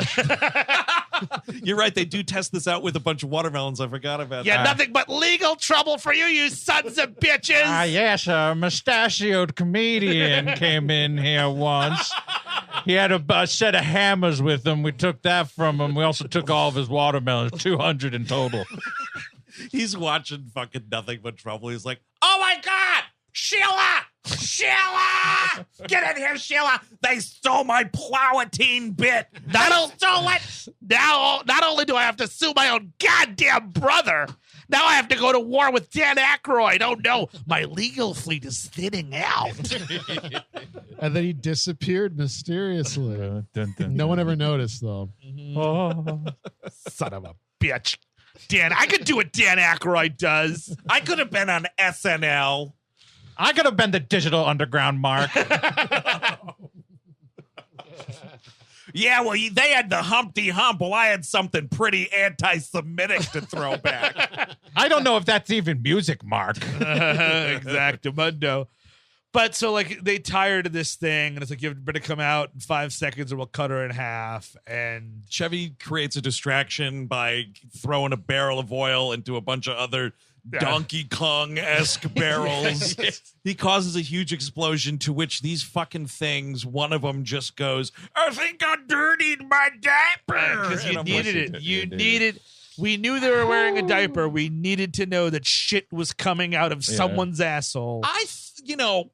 Wouldn't it have been enough, ladies and gentlemen, that like you're just looking at this thing and it's wearing a diaper? Of course it shits its pants. Of course. No. You're seeing all the bad on the outside. You need to know the inside's worse. The one place that's being covered there, it's somehow worse than what's going on here. And in the start of the classic, we had no fucking idea how to end this movie. Chevy and Demi escape. There's a train coming by. They both get on it, and they're like, "We're gonna ride the rails into the city." Guess what? Credits. Then cut to That's Brazil. a great time to end the movie. It's been enough already. Yes. Nothing but trouble. Figure some stupid one-liner to have a blackout note. Sure. There's your movie. Have all the drums start an actual explosion where the whole place do what they actually end up doing right now, right there, and then we can be done with this. And here's what it is, right? Maybe you don't even need a joke because it's not a comedy. Like they're on the train, like, wow, that was wild. Can't wait to get back to the city. Maybe there's some crack about brunch or something. And then the last shot is the two fucking gross things are hanging onto the back of the train, like. Well, they Or both, the train goes all the way back to Valkenvania. Right, You know what I mean? yeah, They yeah, slept yeah. too Funny. long. Dropping off coal for the fucking bone stripper or something. Bobo and Little Devil do a chest bump and turn into station, and a greater Yes. diaper baby But, comes. I mean, it Precisely. really does feel like the movie ends, but then it doesn't because now we're presented with Brian them- Doyle-Murray out of nowhere. Dude, Raymond Barry? and then who's they're- Raymond? Raymond's father in. Oh yes, from Justified. From Justified, yeah, That's yeah. right. That's right. Odd thing with Brian Doyle-Murray, man, he's in the last like 10 minutes of this movie, Yeah. right up there at the top of the Yeah. credits Oh, yeah. in the opening. There's not that many people in the movie, I guess. I don't know. I Because mean, people are like, oh man, it's going to be just as good as Caddyshack. Because that had him and Chevy. I All just right. imagine someone being like, I'm going to throw, I threw up at the hot dog scene. Oh, the diaper made me throw up. Brian Doyle-Murray is coming, and it's going to be amazing. He's going to save it. He's going to save the movie. He's coming. It's like waiting for Sausage Claus, who also looks like Brian Doyle-Murray. Oh my God, I've been throwing up, and I haven't laughed at all, but fucking Brian Doyle-Murray is in the top of the credits. I can't wait to hear his gruff voice. Do you think people were watching the like big like Brian Doyle-Murray heads were watching this course. movie, and they're like, "Well, where's Brian Doyle-Murray? Is he the other fat thing? One of them is clearly Dan Aykroyd, but is that?" Squinting a little bit. I actually thought that when I was watching it before I went on IMDb, I thought that was Rick DeCumming, actually. I thought the other one was. Oh, That wouldn't shock me. That would have been. But no, something. yeah. So they're at the FBI, and they're like, there's all this crazy shit. They make a diagram. They take a. It's very smart. At least it was relieving to me. It's very clear that they've both showered. They both have like Yes. towels, and Oh, their yeah. hairs are wet. Thank And I'm like, God. it just made me feel a little relaxed. Well, I was like, yeah. oh, okay, all right. Whatever- Showers exist. That's Whatever cool. the zoo masters do to the elephants, that's what you should be getting here. Is just absolutely water scraping the stuff off. Oh you. yeah, take like a real high pressure, like when Kramer gets the fucking shower Yes, head. You should be absolutely. cleaning the- deloused like Tank Girl at that one camp. Oh yeah, get some delousing powder. Absolutely. No, that's the end of your movie. Is they get there, like Brian Doyle-Murray's like, well, you're gonna tell me what this crooked judge is doing. Like, can I please take a shower? Well, all right. And the credits start going up, and it's just Brian Doyle-Murray outside his shower door knocking. You gonna come out anytime soon? What's? Oh man, this is a long shower. That They would be paid me for the funnier. day. That's a funny joke. Yes, it would be way funnier than the rest But- of the movie. But there is one kind of, I thought, sort of funny thing here, and I don't know if they understood just what a comment on the film overall this is, but that whole, it is a pseudo like Pepe Silvio thing. Yes, the diagram they're making. And they're just doing like the two of them are basically talking at the same time, like talking over each other. And then this happened, and then we're here, and then what was that?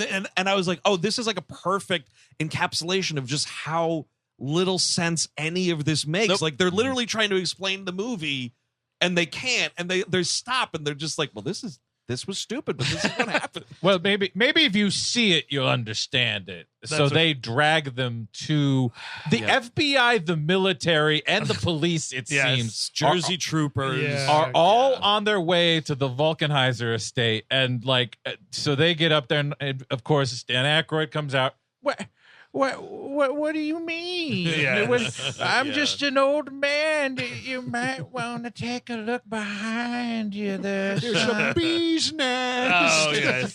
and everybody is corrupt and correct. Judge Alvin. And that's, again, that's a comment on the law enforcement society of It's America. saying something at least. It is, you know what I mean? And that's sort of something. And then, but the gas is now exploding. So there was that quick line of and since you know what you know, we have to come to some understanding. So they would be killed.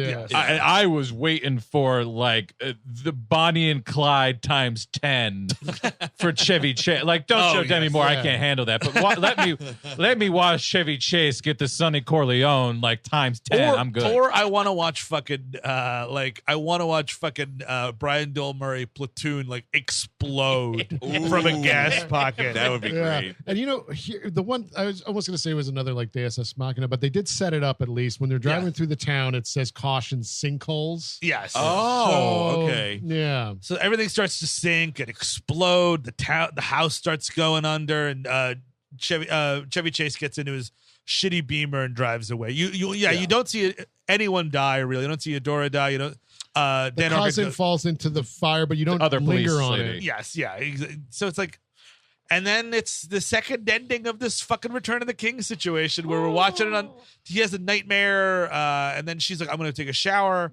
He's watching a TV report about the town in Valkenvania, and someone turns around to the camera, and it's fucking Aykroyd. It's like, "I'm gonna go visit my son-in-law. Coming to see you, Chris. See you soon, banker." Going to the big city. Do you see the dick on my face? The penis is back, and he says, "No, you're not." And he runs through the wall, and there's the cartoon outline. Yeah, it's a Chevy Chase it's a human being outline through the wall. Yes. Yikes. And then cue same old song again, and we're out. No. We got to go to Brazil then, right? Oh, right. Brazil happens before, it earlier? but by a minute or two. But yeah, they're there. Apparently, John Candy becomes the police, their security chief. Right. Yes. And he's fucking the other lady. He's doing great. This explains the Bolsonaro situation, honestly. You're letting John Candy have this kind of power. This is where this ends here, buddy. Oh man, speaking of this is where this ends, this movie blissfully ends. That is the end of Nothing But Trouble. Recommendations, of course not, but final thoughts. Steve, the man of the hour, we'll start with you. I'm sorry, everybody. I'm sorry for what I did. I wish this never happened in so many different ways. It is sort of weird that this movie is kind of blamed for killing the careers of Aykroyd, and it killed his directorial career, but this was the beginning of the end for Chevy Chase. It just sort of happened in the 90s. It happened to Bill Murray too. That old guard SNL thing, it had to shift out. You know what I mean? You needed Tommy Boy's coming out. We're moving on a little. You needed to grow or die, and they, Chevy Chase didn't. He was trying to do the same thing, and it didn't work out. So that's one thing. This movie's repulsive and reprehensible, and I have no. It's just so inept and just so not a thing to watch. That's me. Chris Cabin. I can't say you need to see it, but as a curio, I understand its attraction. It's terrible though. I went back, and the fact that there are not that many deaths kind of does hurt it a lot. Even I might even have been able to deal with it more if that happened. I didn't even need the fucking wet stuff, the blood. Yeah. I just needed something here, and it's just nobody knows what to do. Chevy Chase is difficult to enjoy, and so I'm just hanging on to the Dan Aykroyd's spirit and the 10 minutes of John Candy I get, and Demi Moore, which is not much. I'm sorry. Yeah, I would say generally not worth going back to. This is absolutely a no. I mean, this movie has haunted me my whole life, and sometimes I've actually confused it with another movie, which I think would make an interesting double feature if you want to punish yourself severely. Ooh, I like this. You watch this and you watch Lucky Stiff from '88, directed by Anthony Perkins, written by Pat Proft, the Police Academy and Hot Shots writer. It's about a fat guy being chased by cannibals. It also sucks. This sucks too.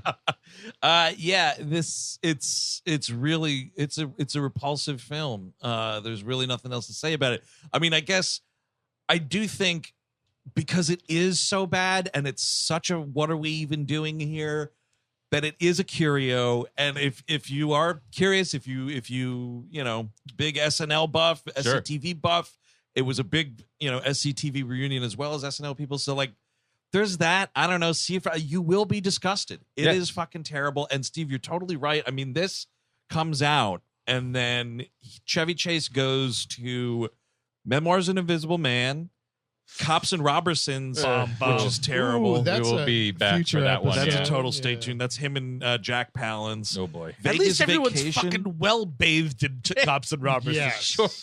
Yes. Probably funnier too. Vegas Vacation, maybe. yeah. Well, then he doesn't appear in a good movie until Dirty Work. Yeah. And so there you go. Yeah, and whatever. It couldn't have happened to a bigger asshole. But yeah, it was just that Gen X thing that needed to happen, basically. Yeah. But that is going to do it. And we are just getting started here on season 13 of We Hate Movies. Season 13! Oh wow! Back to win! Eric is back to Yes, win! just like MasterChef, it's now going to be the season of losers. And we hope we're rooting for losers. Me and Andrew, big losers. Oh, yeah. But the it's already kicked off on Patreon. We have a nice big fat honking episode on Lord of the Rings: The Two Towers. That's Where right. you find folks available now. That's right. Absolutely. That's right.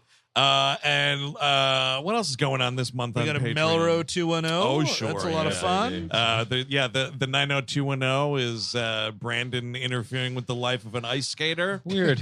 Pretty great. Strange that he would interfere in people's lives. Well, in Gleep Glossary, where we're going to do Weequay, Ooh. which is a type of person in Star Wars. And also it was one of the dudes at Jabba's palace. Oh, nice. His race has since reappeared in The Mandalorian. We'll dig into that on our Star Wars Shine show. Ooh. There you go. Available exclusively on Patreon. That is right. Patreon.com/We Hate Movies. Now here on the main feed, like I said, season 13 just getting underway. Steve, next Tuesday, what are we doing? Ooh, we are staying in 1991 somehow because it's Stone Cold. Yes. Hell yeah. The Brian Bosworth. Lance Henriksen is the devil in this movie. Classic. He's not the I've devil, but he's never pretty seen close. it, but this is a long time coming, not only for me seeing it, but for us covering it. So I'm very And excited. we're not going alone because Josh Lewis of the Sleazoids podcast will be on the show That's as well. right. Coming back. Toronto's own. So come out and see us in Toronto as well. Indeed.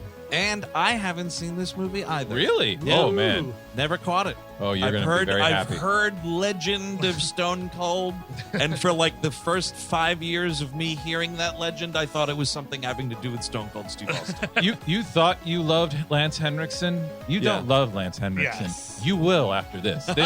This is what's going to do it. That is something to put on a poster, dude. So until next week with Stone Cold, I'm Andrew Jupin. Steven Sadak. Eric Siska. Chris Gavin. Take it easy.